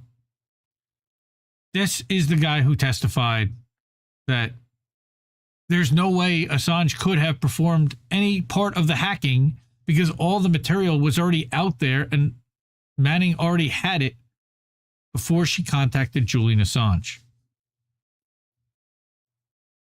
That's what this is. So, again, why is the FBI not dropping the hacking case? Or not the Justice Department, not the FBI, sorry. So that's because next. He did that hack that one time. Just that one time. Right. So that's next. You know. So we've got this tweet from Kathy. Then Kristen, who is running WikiLeaks in Julian's absence, posted this tweet. And we're going to talk a little bit about the FBI reopening the investigation into Julian. I think that we're going to probably glaze over that pretty quickly because there is that new thing that happened with El Pais today from the Spanish newspaper that I really want to get to. But DOJ's failed mission. Not even a serial fraudster and sex offender Thorasen could be relied on as star witness. Persons previously hostile to Julian even refused to take his place. Now, will they try to enlist astrologers and fortune tellers? The attempt to put legal cosmetics on the prosecution of Julian is becoming more pathetic by the day. let's just stop this cruel farce and free Assange now. So they've subpoenaed some FBI agent named O'Hagan, and we have a little bit to talk about with O'Hagan. Now, there was a thread, I noticed a quote tweet by Jara Parilla, who then writes this thread that's really fascinating. Oh my God, I just noticed that the cops who went to question Andrew O'Hagan were from Counter-Terrorism Command. I previously wrote that UK and USA might have secretly classified Julian as a terrorist, which would explain the bizarre twists in his case. And now I'm going to pause for a second, and we're going to open up to that thread, because that I found fascinating as well. Okay, let's go back. Yeah. Okay, perfect. Beautiful. Okay. Here's the article I wrote for Michael Westbiz 2 years ago, looking at all the evidence suggesting article I wrote, right, that Julian had been secretly classified as a terrorist, and that's right here. And it was right there. Is it now cool and normal for UK anti-terror cops to deliver interview requests for the FBI? That's Australian, by the way. Empire State Building in London. Oh, Empress. You know what? I read that 3 times when I saw Empire State Building. I was like, wow, I didn't know there was an Empire State Building in London. No, someone's been Pavloved on that. The Empress State Building. Sorry. Maybe that's where the Empire State Building even got its idea from. I don't know. But so here there were the key considerations in why they had classified Julian a terrorist secretly were the major stories disappearing from the media about Siggy, about the CIA assassination plans, about the CPS emails, etc., which we just talked about, the lack of due process in legal cases, the fact that Biden called Assange a high-tech terrorist, the U.S. government designating WikiLeaks a non-state hostile intelligence service, plus refusal to release FOIA docs in UK, USA, Sweden, Australia, exactly what Stefania was talking about, and the UC global cases, which had stalled in Spain, but now we've got a little break. And then, of course, the maximum security jail with strip searches for court appearances. So, will the UK cops ever use anti-terror laws to access O'Hagan's tapes? Would we ever know if they did? Well, in 2017, Mike Pompeo called WikiLeaks a non-state hostile intelligence service after often abetted by state actors like Russia. Russia. Right. Labeling Assange a terrorist would help legalize the CIA assassination plans, and UK agreed to assist EJ by shooting plane tires. Right? Who says, we have to recognize that we can no longer allow Assange and his colleagues the latitude to use free speech values against us. To give them the space to crush us with misappropriated secrets is a perversion of what our great Constitution stands for. Misappropriated secrets. To crush us with... Okay. Fuck you, Mike Pompeo. With the truths that they got that we didn't want them to get. That's what that... Okay. So, now he says that, update, I am reliably informed that a mutual legal assistance request might well be delivered by UK counterterrorism police in this strange new post-9/11 world we inhabit. Still, I will leave this thread up as I find it all very strange indeed. Strange is the least we can say about that. Yep. All right, so finally... Stranger things indeed. Let's go back. Strange days indeed. Let's talk about O'Hagan for 1 second. This guy, and we're going to rely on Craig Murray for this one. Craig says, in a response to someone who is supporting O'Hagan, and this was from 2017, a comment under one of his articles, that O'Hagan is a deeply unpleasant establishment shill. He is wall-to-wall on the BBC lately. During the election campaign, he was given an amazing, uninterrupted 10-minute monologue of the R4 Today program for a piece on how the government now needs to employ tens of thousands of censors in battalions for real-time censorship of the internet. Yes, really, I'm not making it up. And considering that BBC just came out with Verify this week, this is also relevant. O'Hagan received £100,000 from Canongate to ghostwrite Assange's autobiography. £50,000 was due to be passed on to Assange after being given all the documentary materials by Julian.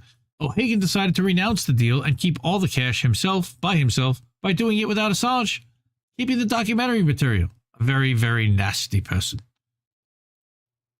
Not cool. So that's who they're now trying to get the records from about his material that Assange had provided him. Right. The guy who essentially threw him under the bus. Yep. And then we get to what I woke up to this morning, which was this story about UC Global that Misty shared from El Pais. So it's pretty unbelievable, but you could read here, more than 250 extra gigabytes of files related to the surveillance of the founder. What? Huh?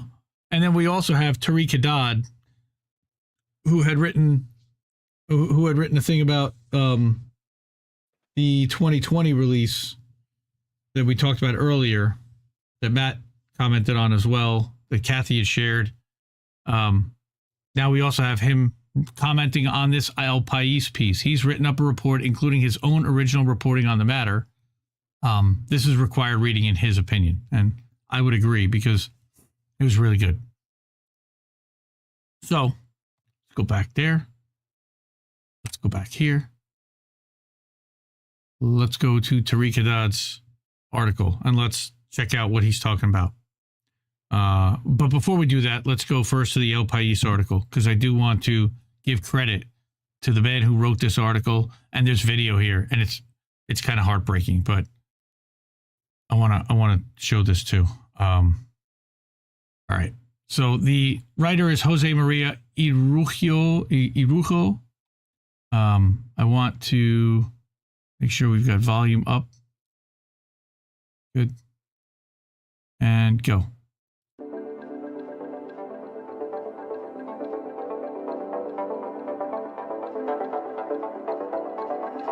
Do a kickflip. That's not a kickflip.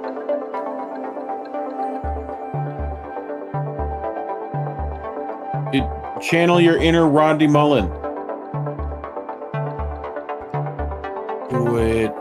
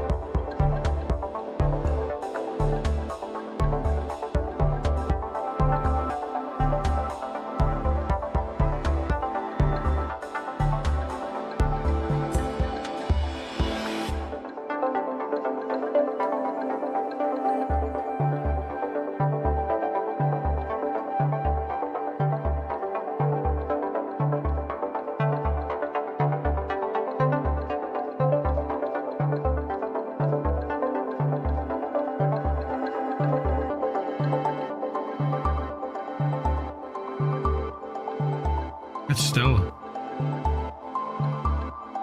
Hello.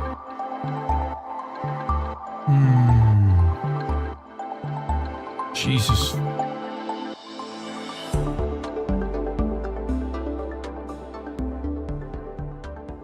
Well, thank you to El Pais for giving us that, and to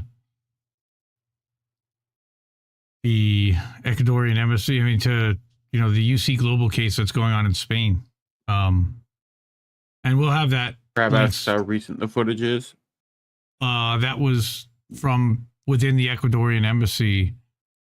I don't know exactly when. So that would have been. That would have been like before. How long has he been in prison for? Well, that would have been before 2019, but I don't know exactly when. Yeah.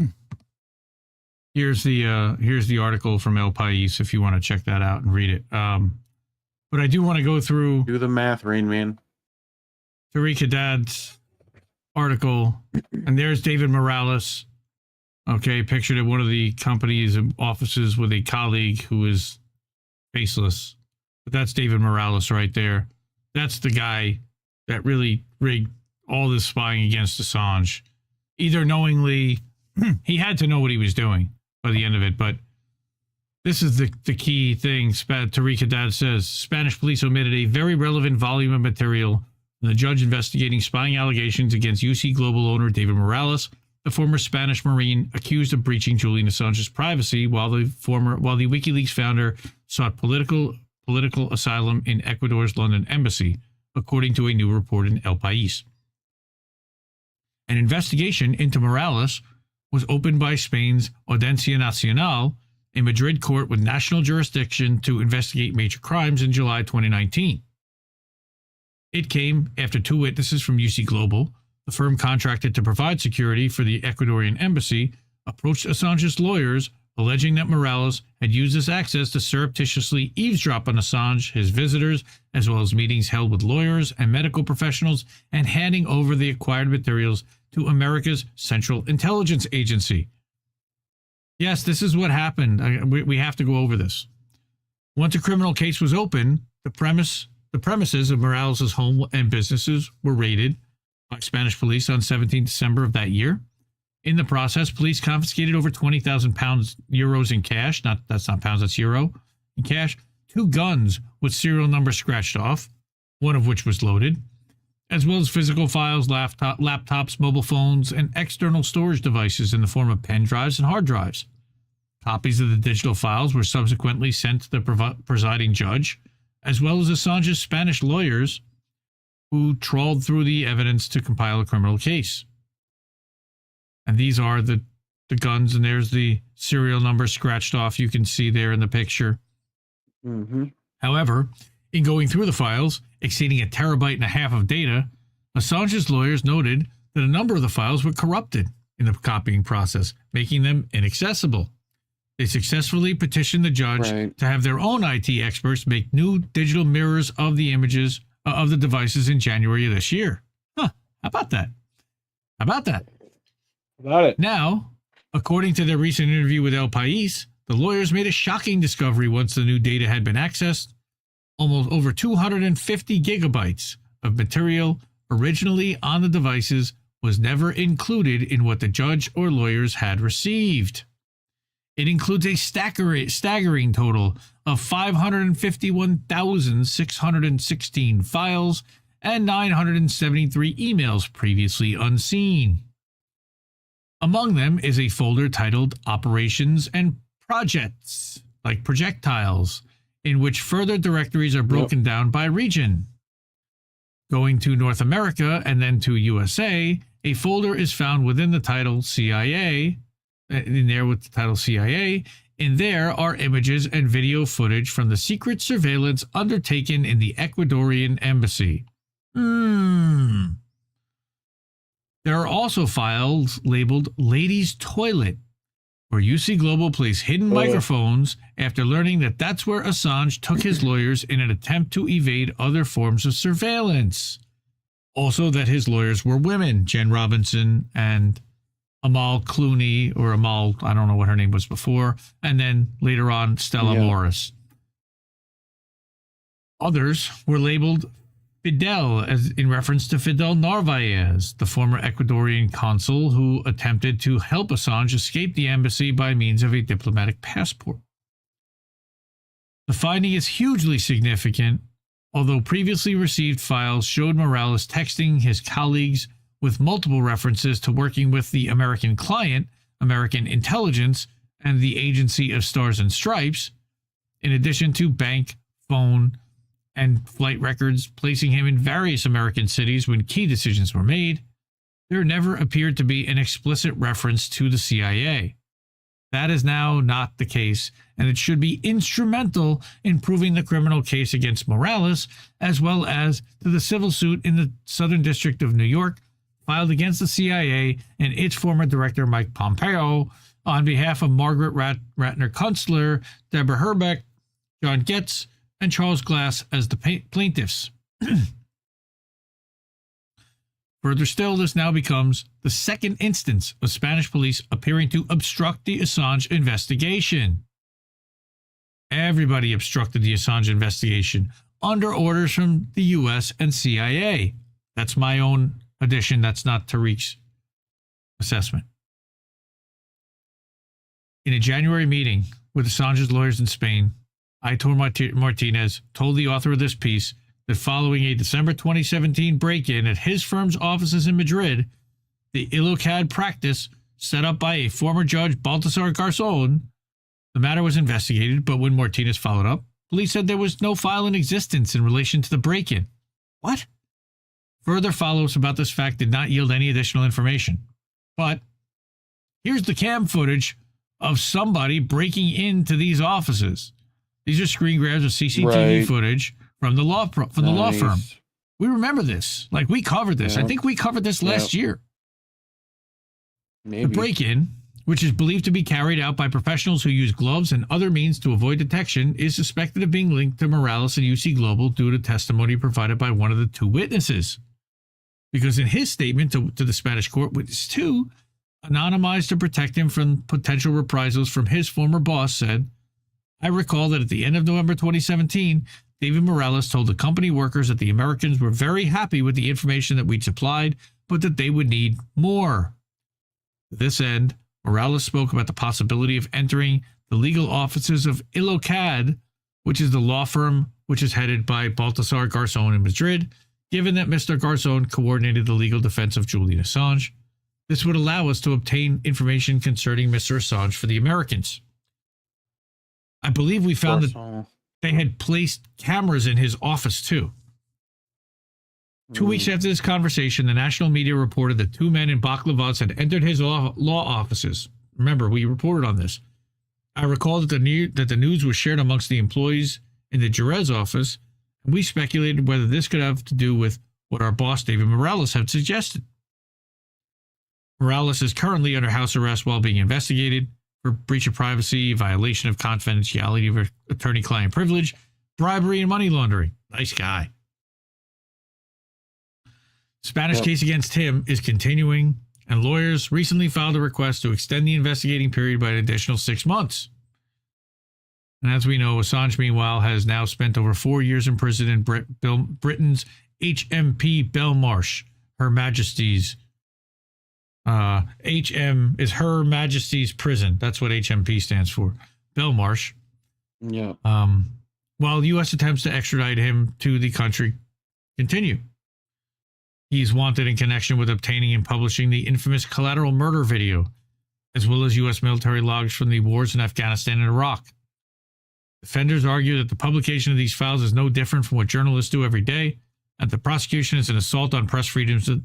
But the U.S., of course, says it's a violation of the Espionage Act, except that he wasn't bound by the Espionage Act, and that Assange should spend decades, if not the rest of his life, in incarceration.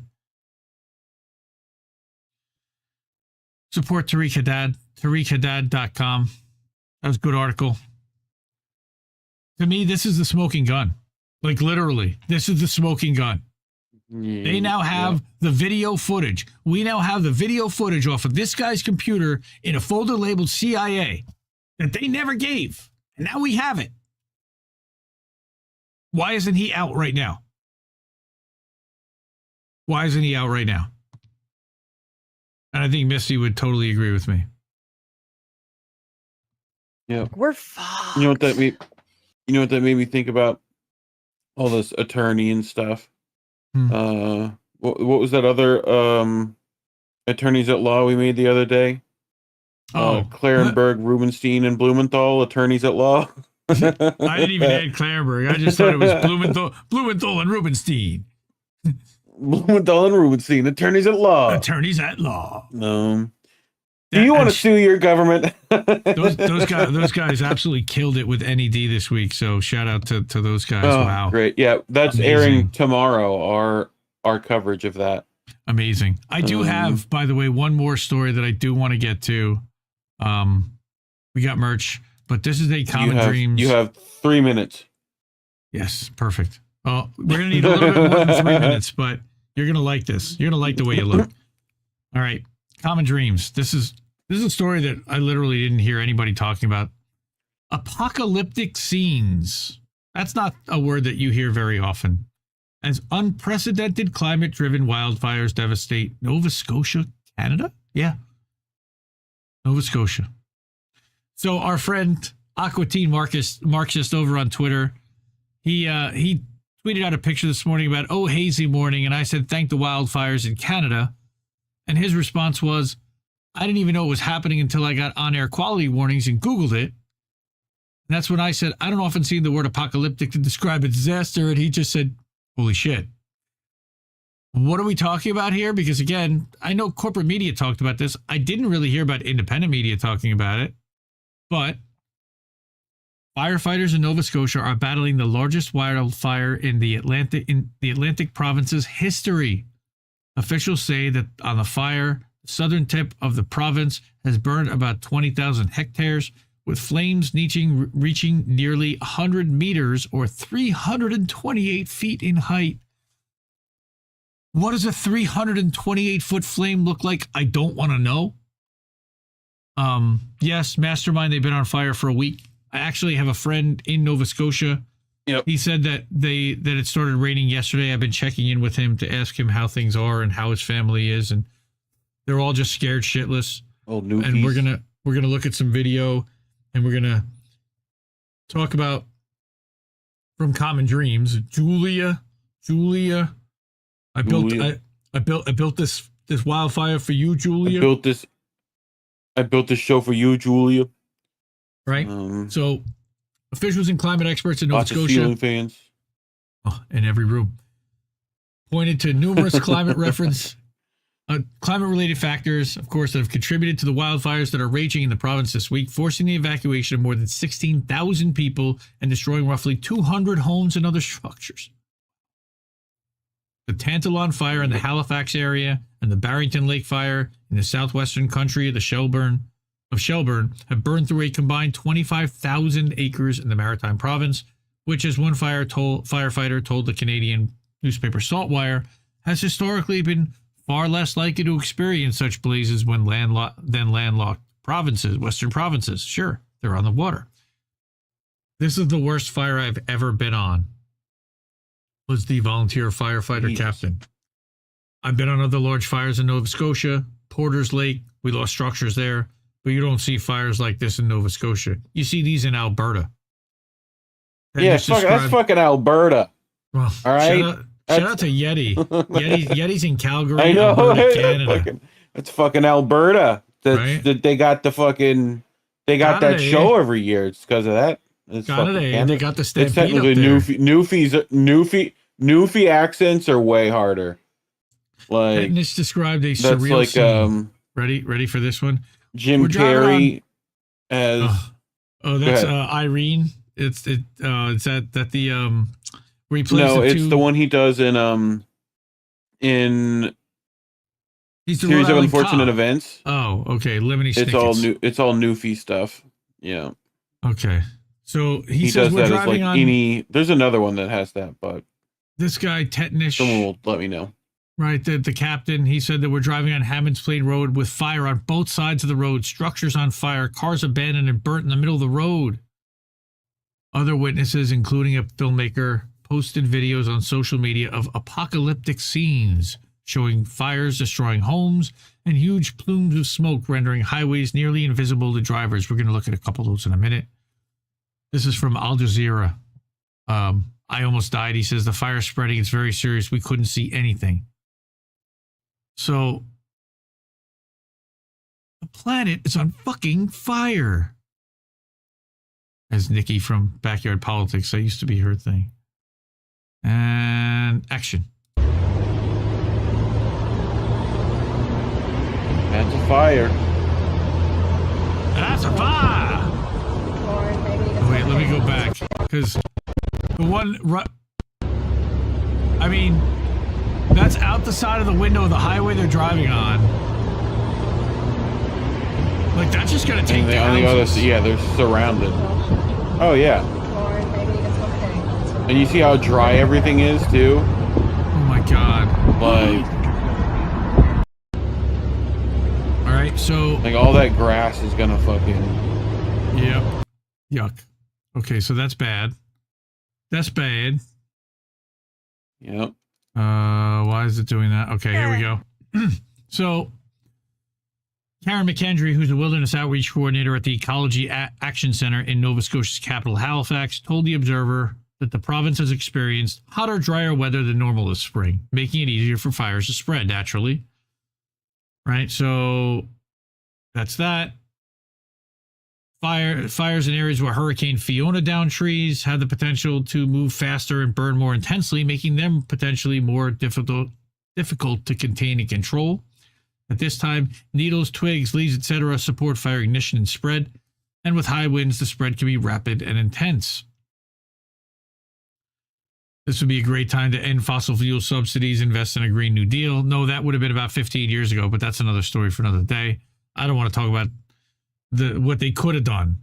More than 200 crews have been sent by government agencies from across the province, and Nova Scotia officials said Tuesday that both the Tantalon and Barrington Lake fires were still out of control. That was last week, 2 days after they began, and were rapidly moving. Now, they've gotten them under control according to what I recently seen, but that it could flare back up. But they're due to have 4 days of rain, which is going to fix all of this. McKendry pointed out the number of anti-conservation activities that may be linked to increased wildfires, of course. Roads being built deep into our forests have allowed more people opportunities to accidentally set fires, while the government has been emptying our urban areas of wetlands, making it easier for blazes to spread widely. Do not delude yourself into thinking this is a one-off. The world is more flammable than it's ever been. Now, we talked about the Al Jazeera one. Here's the Al Jazeera one. Also, cray. It's fire. Yep. Whoa, I need to go. Okay, go. Can't see anything.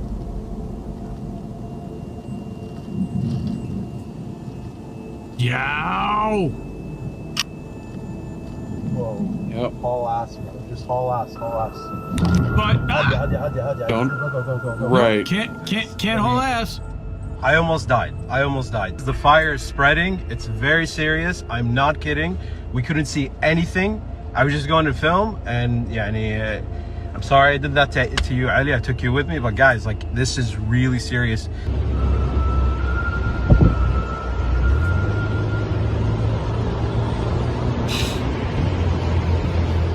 That's a house. Jesus. That's a pool? That's a pool. That's power lines. That's a lot of damage. Look at that shit.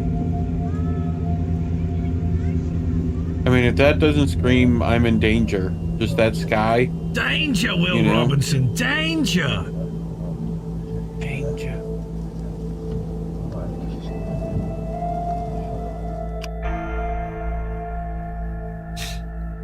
Shout out to that reporter from Al Jazeera for the balls to be there. Oh, look.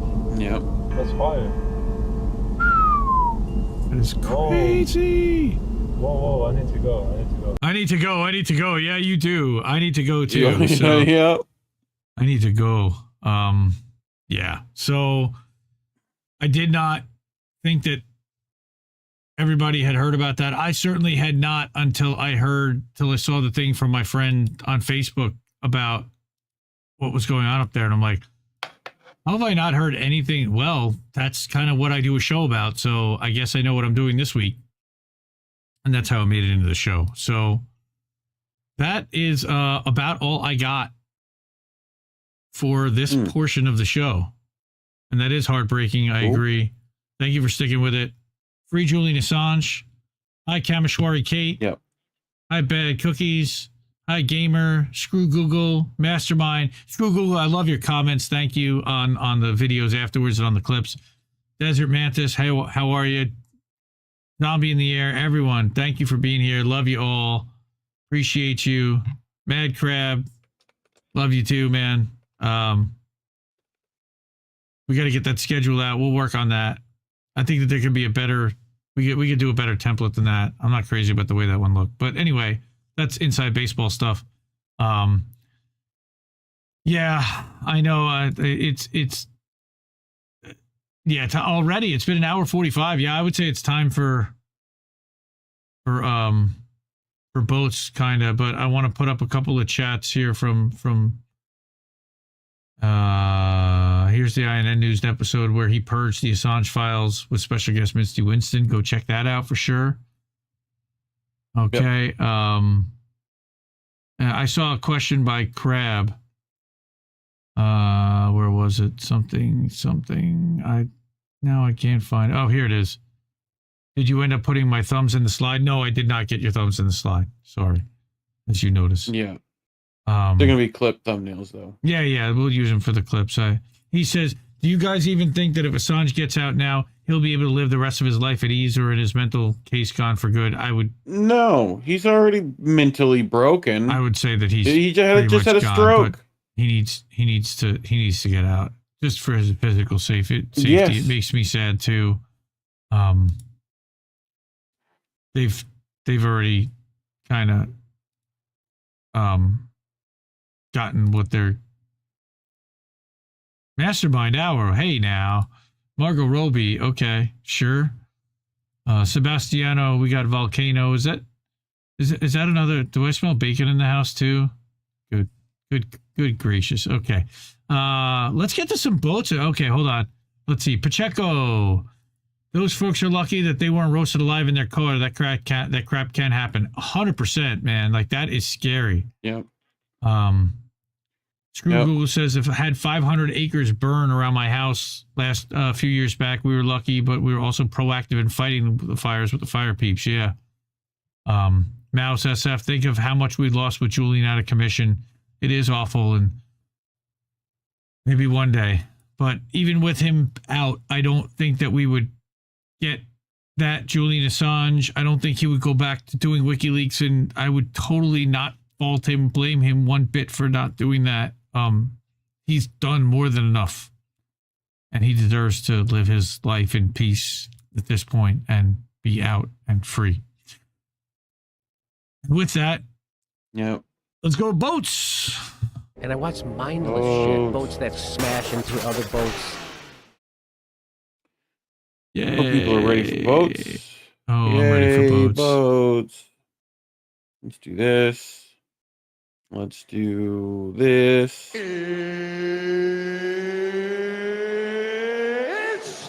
time! What? Why is this? Oh, I know why. Don't worry, friends. I can fix things. By doing You're this. on the wrong screen. There we go. Boats. Look at that. Boats. Boats. I can play 5 seconds of music, right? It's like this is like a show within a show, everybody, and it's the cool kids show because we don't put out clips of this usually. Like, nobody knows this happens unless you watch live. So consider yourselves fortunate. If it's less than 5 seconds, it's fair use, right? That's the rule. Sure, that's the rule. What'd you do? I've heard the rule. No sound. Long way to go and a short time to get there. That's the music. We got a long way to go and a short time to get there. Yep. Yeah. He makes it on the trailer, which is pretty impressive. He didn't want to have to back that trailer into the water, I guess. No need to back it when you have 25 milligram gummy bear and 3 shots of tequila. That's what the tweet said. That's what the thing's tweet said. Yeah. Yep. Uh-oh. More boats. We know what this show is. Uh-oh. Boats smashing into piers. Uh-oh. That don't sound good. I knew that was going to happen. Did you? When did you find that out, Larry? Thanks for saying something. Right? I knew that was going to happen. Why didn't you warn him, Larry? Huh? He's pounded down. Wee!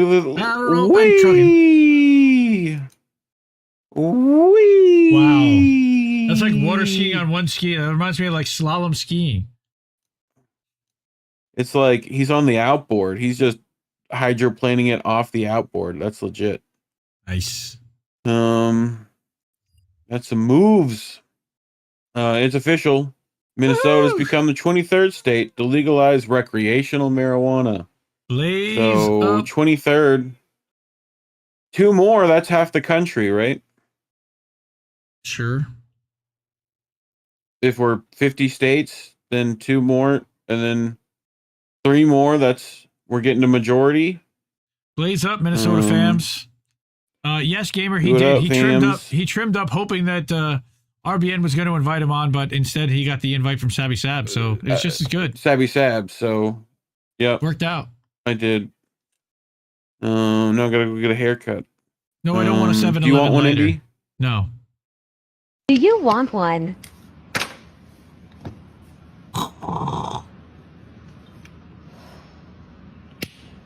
Nice. That I do want, yes. You sure you don't want one? Okay. What? That's insane. A built-in lighter? Is that that must be refillable? But that's cool. Yes. That's slick. Get yours now. It's gonna stink out your pocket the minute after you smoke it. No, it had a little cover. You know, see the little cover? That's not gonna. Yeah, that won't smell. Airtight. Bro. No, it'll be fine. What about the mouthpiece? Caillou, do.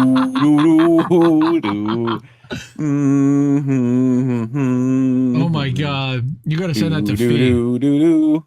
Can you send that to Fee? They may arrest her just for looking at that over there. Sure.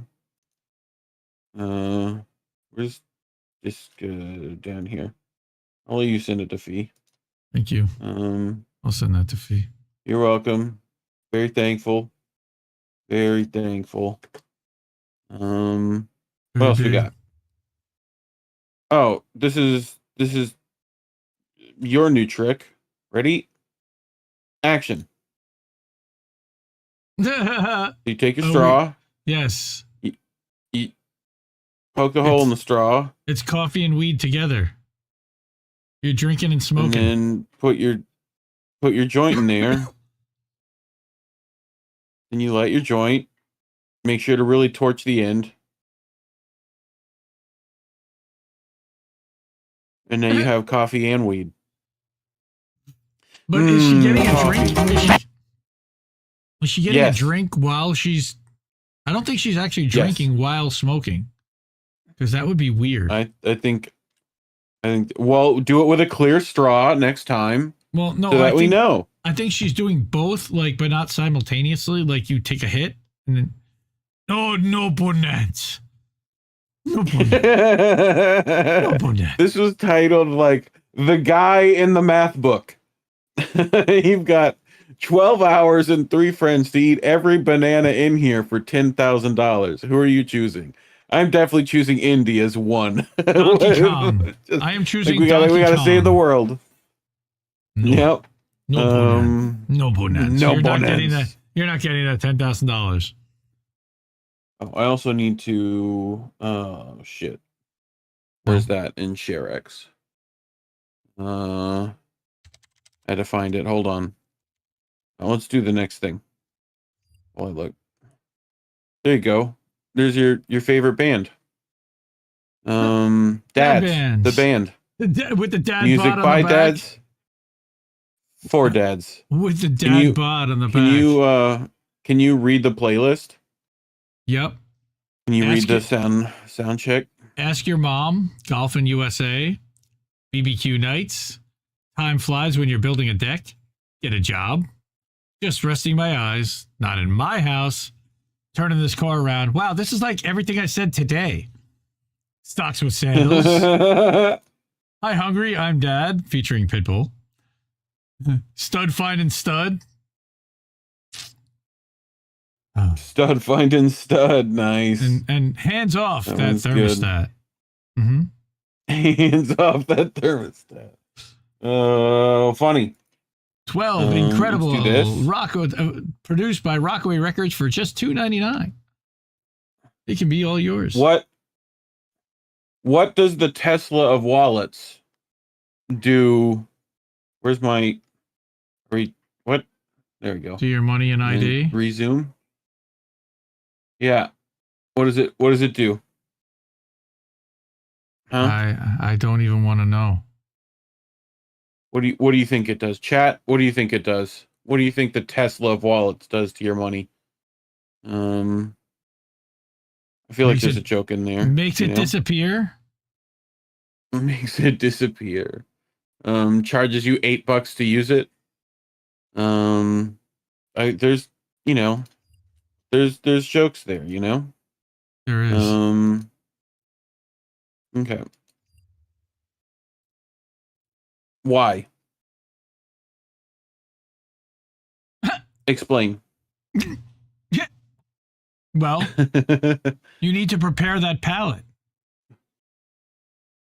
You gotta get them started. That's right. Beefy 5-layer burrito by Gerber.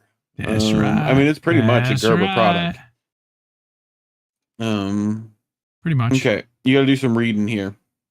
No, I don't want to read. What does it say? Connection is fun. Connection is fun. That's it. That's what that says. Is that what that says? That connection. Okay. Yes. Connection is fun. Yes. Yep. I love that Dad's like, yep, that's what it is. Connection is fun. Yep. Dude, watch this shit. You ready? Let's see if your reflexes, reaction time is as good. Yeah.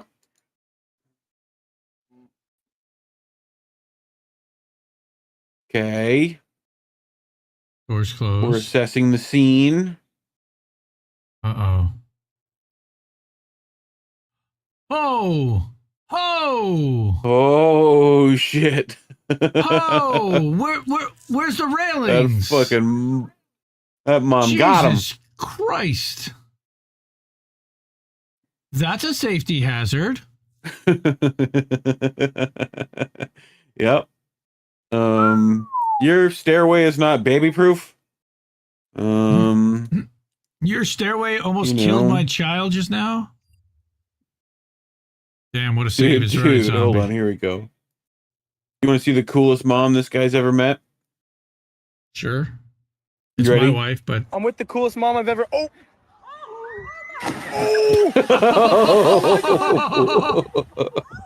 I'm with the coolest mom I've ever. Oh.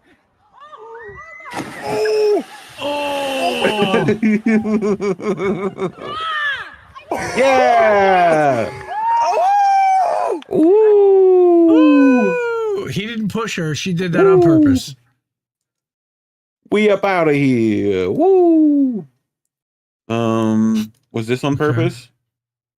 My daughter's good at those, but I can't do that for shit. No, lock those triceps out, baby. No, I'm the worst. I'm the worst at that. We got to get you a pull-up challenge going. Oh!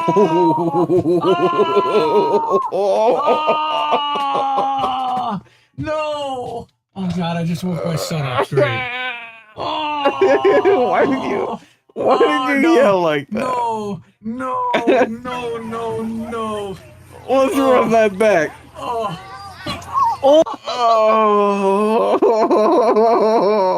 that kid's going for surgery.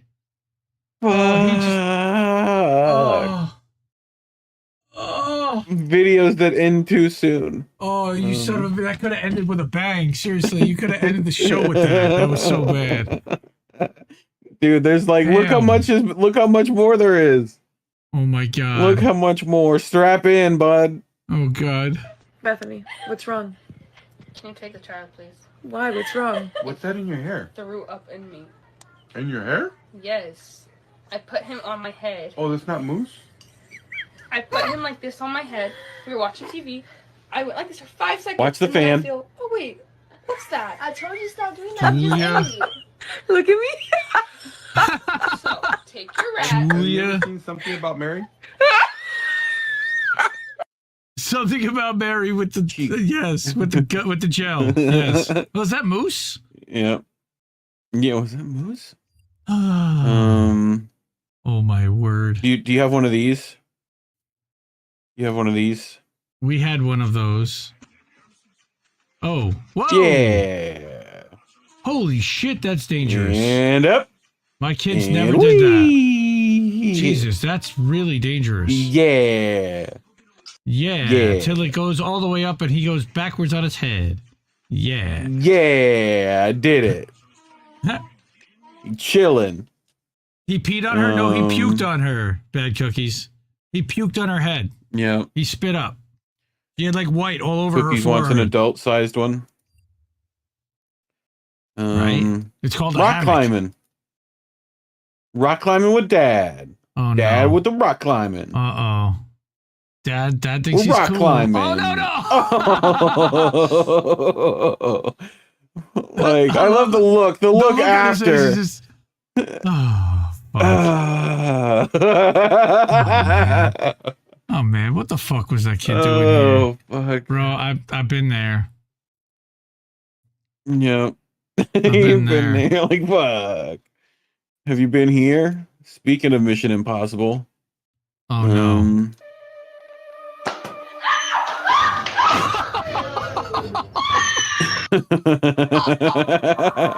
What a shot! Oh, with the paint, dude, on the black couch. On her face. The whole painting Listen to the- is listen to literally this- on her face. Listen to the scream. Listen to the. That was the kid who knew he fucked up. No, that was the lady. That was the mom? That was the mom. Oh my god. That was the like fucking. Not the Oh couch. shit. Oh. Look, Yeah, we're that here with the kid- grandkids. That kid is. We're fine. Here at the Grand Canyon with two of my grandkids. We're Here at the Grand Canyon with one of my grandkids. Oh. We're with the fucking, Wait, what? like. Here at the Grand Canyon with two of my grandkids. Here at the Grand Canyon with one of my grandkids. It's just fun. All right, this one's good. You'll like this one. And action. We'll get to scoop it. The Scoopy goes in. Okay, good Scoopy. And do we scoop it all? This face is the like best.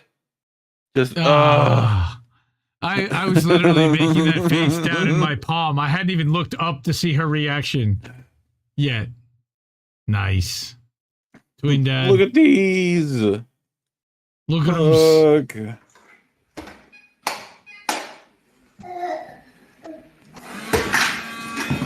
Oh no, the Roomba. Nice. Don't come at me. They I just asked love for the- it. Nice. Yep. iRobot. iRobot. Ready? Action. No.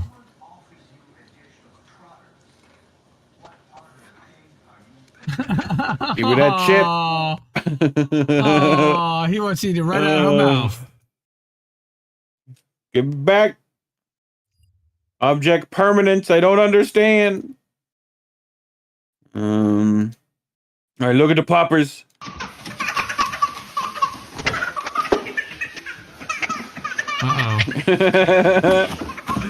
Whee! Uh-oh.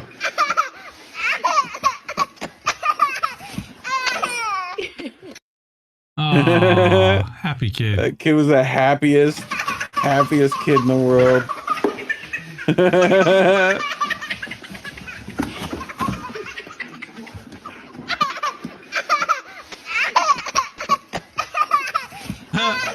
Brad says, "Oh my God, that's my dog." There's my dog. A mouse Yeah, SF. go My friend was Poppers. telling me to be careful hiking at the GC and fell off a 30-foot cliff while lecturing me, and all I could think was, shit, he had the keys. That's great. Shit, he had the keys. That's great. Great. Okay, so have you learned about Gladys yet? No. White Gladys? Okay, so White Gladys is an orca who was wronged many years ago by a boat and who has been sinking them ever since and is now giving the other orcas tutorials on how to sink boats. Okay?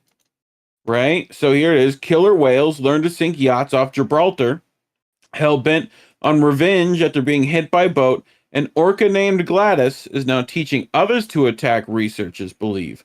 A vengeful killer whale called Gladys is teaching gangs of orcas to attack yachts around Gibraltar and has already struck 3 boats, Putin puppet, sinking 2 of them. It may read something out of Moby Dick, but in Wait. this case, truth You're is stranger than fiction. What? You're frozen. Why does it do that? Why? Hello. Hello. Okay. Hello. Fine. We'll just use Boncam for a while. Hello. A vengeful killer whale called Gladys is teaching gangs. We read that. Strange Don't fuck researchers around, believe Gladys. that female orca called White Gladys is seeking revenge after being traumatized by a collision with a boat or being trapped in a illegal fishing net. So, don't fuck with orcas. That's look, right. there's the boat. Her attacks are now being copied by the rest of the nearby killer whale population, which has learnt how to ram vessels from their ringleader. The matriarch is tutoring younger whales in the art of sinking boats, raising the prospect of future generations continuing the war on humans for years. Oh, Himbo says that White Gladys has definitely read Marx. Marx, right? That is a communist. So somebody breaking Gladys the killer revenge whale is now threatening yacht boat captains directly. You're next, Axel. What? Who is this? Sleep with one eye open, bitch. Oh my God. That's great. Oh, that's fucking great. Dude, wildlife. Hey. If this is not the future you want, I'm not interested. Dude. Like, look at the boy. That's a Look kitty, at the baby Bjorn. And that's your lady deep throating a fucking ice cream cone. Don't worry about that. Just worry about the cute little cat there. Oh my God. Or is she deep throating a carrot? I can't tell from the backwards. I think it was like a drumstick. That's an awfully skinny drumstick. Look at the poppers. Oh, nom. I'm gonna kick that kid out. God damn, I'm tired of your shit, kid. Fuck you. Yeah. Get the fuck out of here. Out. Now I'm gonna shit in that big hole I just dug. Probably. Let her deep throat that ice cream, right? Look at her deep throat that he has. All right. Was that Nancy, Yeah. was that Don't look Nancy at it. Pelosi's ice cream? Don't look at it. Don't look at it. Damn cookies. Yeah, all right. we thought the same thing. Watch this one. This one you got to keep up. I'm watching. Oh, you showed me this, but yes. Woo! Hey now, woo! Oh, he's walking on water. Back in. That's a Jesus cat. Oh God! Like, it's just the fact that he gets like, he's like, oh, I could be safe, like kind of now, and then no, I'm gonna go back this way, and then oh, I'm so fuck. Like he gets out here, then is safe, and then jumps into more water. Like fuck. I hate this liquid. Look at Sanic, the hedgehog. Oh goodness, that's not a head. That's a porcupine. You like Sanic? That's a porcupine. No, it's a hedgehog. Is Det it? kommer banan. Yeah. It's Ron Jeremy? Pottis. Hej. Vill du ha middag? Ja. Det där. Yeah, I would not want to get bit by Ron Jeremy. That's Sanic. Sanic the Hedgehog. Sanic. Sanic. What's wrong with you?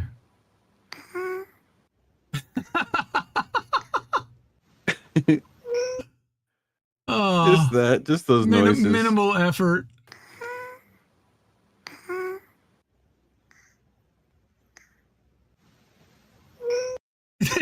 He's like on a D, you know, like that's a beautifully whispered D. No more indica for that cat. That's right, Cookies. Oh, that's funny. Jesse needs to like clip that out and use that for his next thing. Oh, he will definitely. Yes, Jesse, get your machine. What Pokemon is this? What Pokemon is this? Pokemon go to the polls. Someone tell me what Pokemon this is. Brown Seal? That's just probably Brown Mudseal. Mudseal. Cookies, stop! What else we got? Stop it! You just put the same thing up. Brown Seal? Damn it! Right, so gorillas make vocalizations to express satisfaction when they enjoy their food. They are also in a permanent state of flatulence because their food is almost exclusively fiber. Oh boy. So enjoy the sweet sounds of gorilla. My wife would not want me telling you this, but that's what my house has felt like for the last couple days. No, I'm just kidding. I'm just kidding. I love her to death, and I'm just kidding.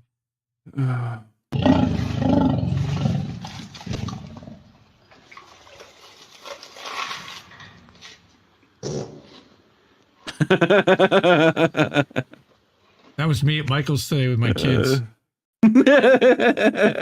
Eating a fucking big thing of lettuce. No, I wasn't even eating lettuce.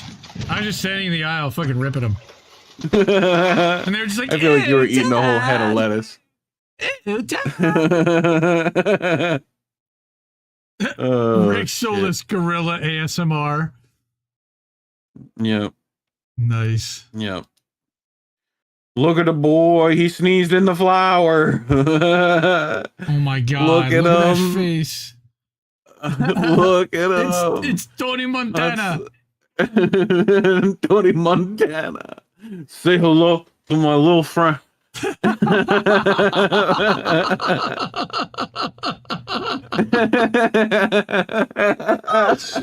goodnight to the bad guy. Oh God, I love him. What a mask. I love him so much. Jesse would love him too. Yes. Oh, all right, enough. Why are we looping this? I just wanted to clean. There you go. Kitty. It's just he looks like a fucking like horror movie villain. With the Hitler stash, with the stash too. Yeah, it's just like, would you like to play a game? Okay, this is a That's cock what and a that dog. seemed like. What is this?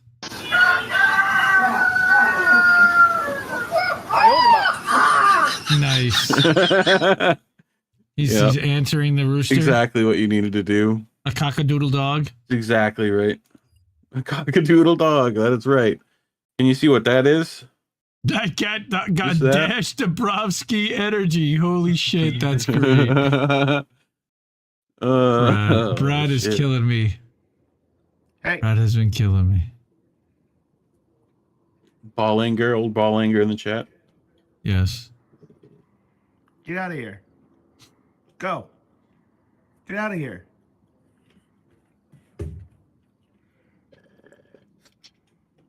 Go away. Stop it. Is that bird food, not yours? Is that a bear? Uh-huh.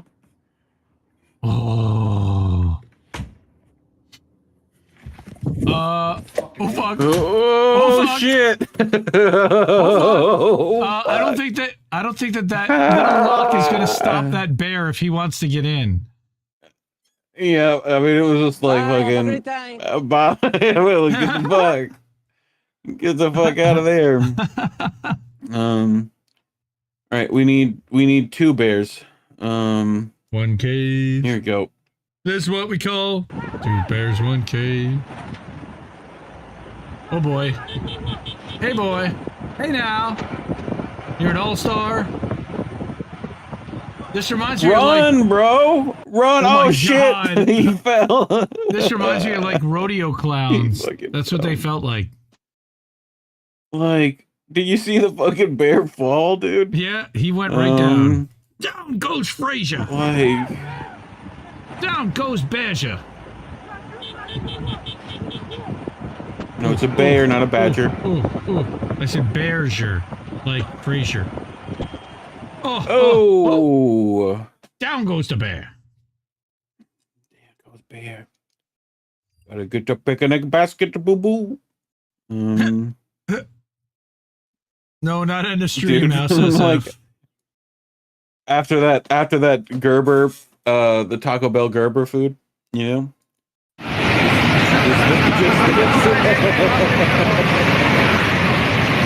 Holy shit! It's like a dam diverting water.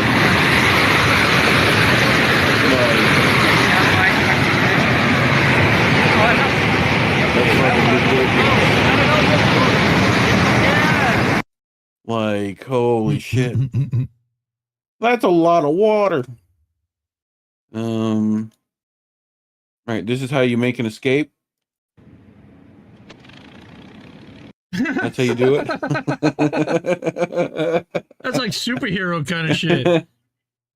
I know, right? Wee! I love the noise. That's the best bit. That's pretty damn funny. This one I just something about it just made me. I know that's not what it is, but to me, I just feel like she's stealing this car. Right? Like, okay, get this fucking one and get the other one, cool, and then we'll fuck a bot, take your car. Like, fucking, well, that is one way they can tow a car. But yeah, bye, take your car. It's bye now. Uh-oh. Oh no. Oh no. We're red. We're red. We're yellow. We're green. Okay. Woo. You're good. Don't even worry about that. That's not a thing. Shrimps is bugs. I've been telling people this. They're the bugs of the sea. If you're gonna eat the bugs, shrimps exist. Eat the bugs. Speaking of eating disorder helpline fires staff, transitions to chatbot after unionization. The chatbot is named Tessa and will replace the entire helpline program starting June 1st. And how do you think that helped the mental health of the people working the helpline? Right? How does that work? I just thought you would like this. Well, they can all call it the Tessa, I guess, is the rationale. Yeah. Okay, folks, as you could see, I'm in a Jewish neighborhood. Okay, and this adds to the humor of what I'm going to tell you. The humor is not aimed at Jewish people, but it's aimed at what's just happened. I just done a delivery to this shop, and as I was coming up, you had an Orthodox Jew coming down the stairs with a hat and the dreadlocks. And you know what he said to me? Sorry, I shouldn't laugh, but I'm laughing because he doesn't realize he actually insulted me, but he thinks that he's actually being friendly. But because I understand his sentiment, I didn't take offense. Now, my parents are from Grenada, small island in the Caribbean, and what he said, he said a Jamaican swear word. So, but as soon as he saw me, he put his fist out, and he smiled, and he said, "Yes, bumper class." What? Yes, Bumbleclad.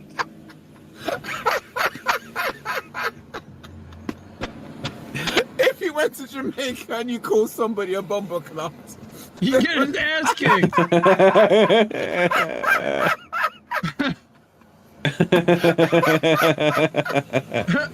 What? He thinks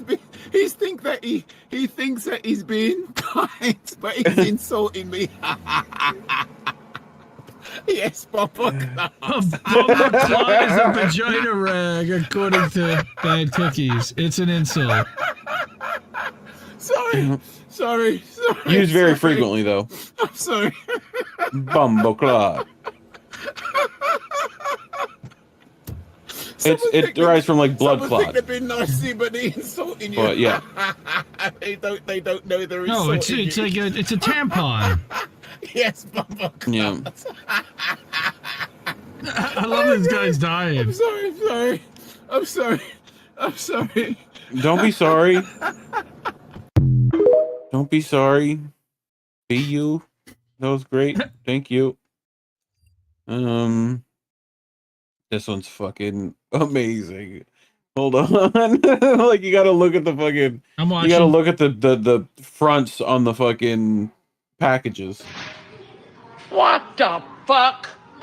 What? Look at that. That's fucking me. That's my fucking picture. That's Peter Parker. That ain't Peter Parker. That is fucking me. Son of a bitch. Look here. Look at Shrek. They even got my fucking face on his eyes. Oh, hell no. Oh, motherfucker.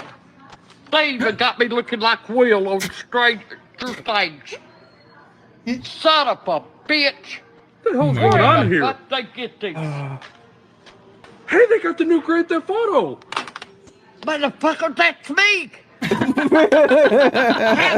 fuck they get that? How did they do that? I don't know, Brady. Did you give them permission to use? Hell no. Hell no. There's so many good things I should cut from that. How did they do that? Grand Theft Granny mastermind. Yeah. Birds having an argument at 5 a.m.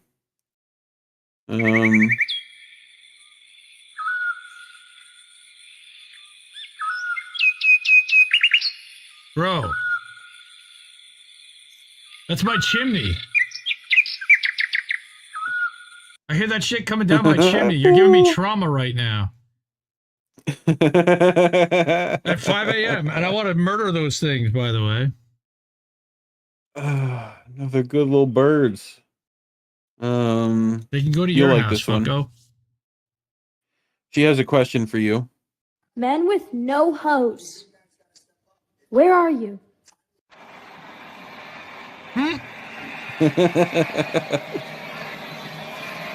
Yeah. Yeah. Choo choo. Choo choo. Does that answer it?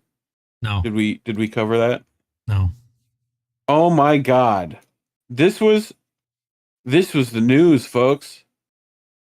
This was the news. You are fake news. Oh, I don't care if she's 20. Hell, I'd fuck her. You can't say you wouldn't fuck her. Oh. Maybe that's what I'll do when they find her. I'll go and fuck her. What? Fuck her right in a pussy. What? All right, well, we definitely apologize for that editing error in that.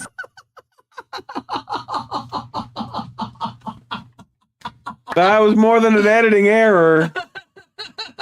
That was way more than an editing error. That was not editing. Other than that's a control room error. I would call that an operator error.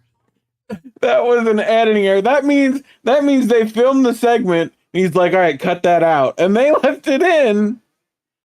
And then played it. And that was all they showed. That was the segment. Yeah. Like they he lost his job immediately. Him and the editor, too. Jesus Christ. All right, you ready for the greatest sports moment ever told? You ready for this? Oh.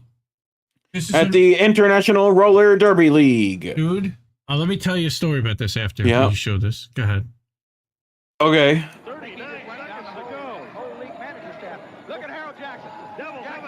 Look, it's Harold Jackson. Go on, Harold.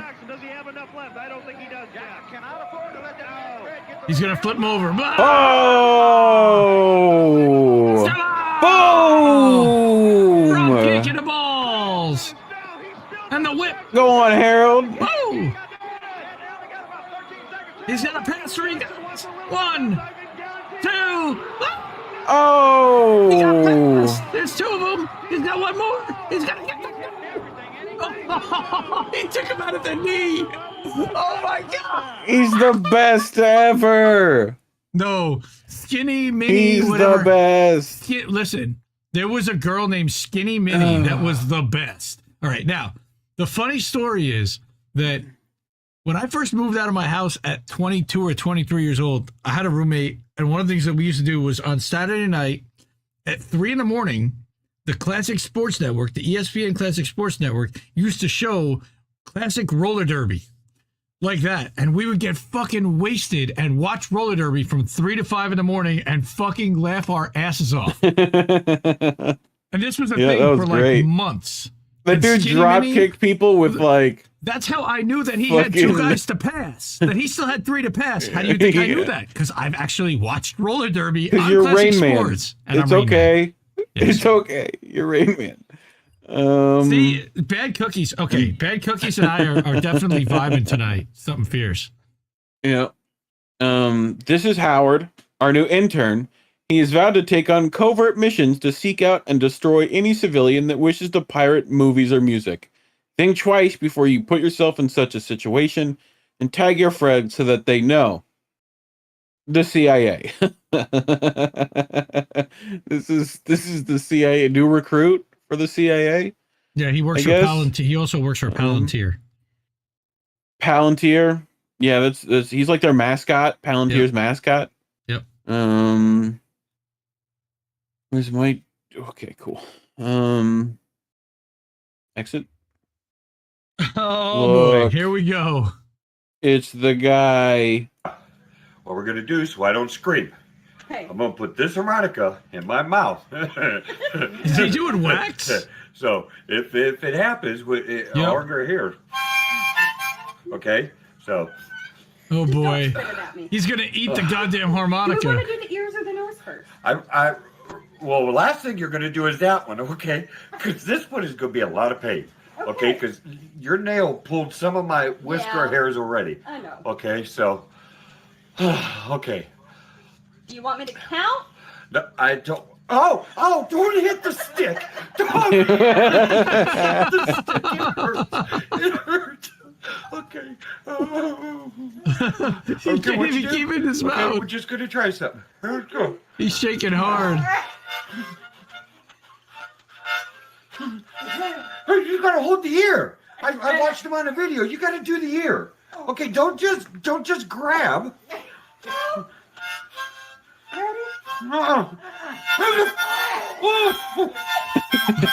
didn't even do it. Did you get it? Oh, what do you mean no?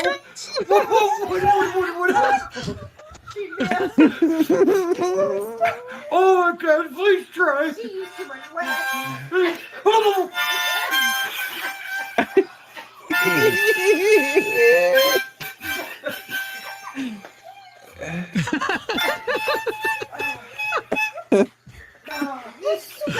Go to the other side. Go to the other side.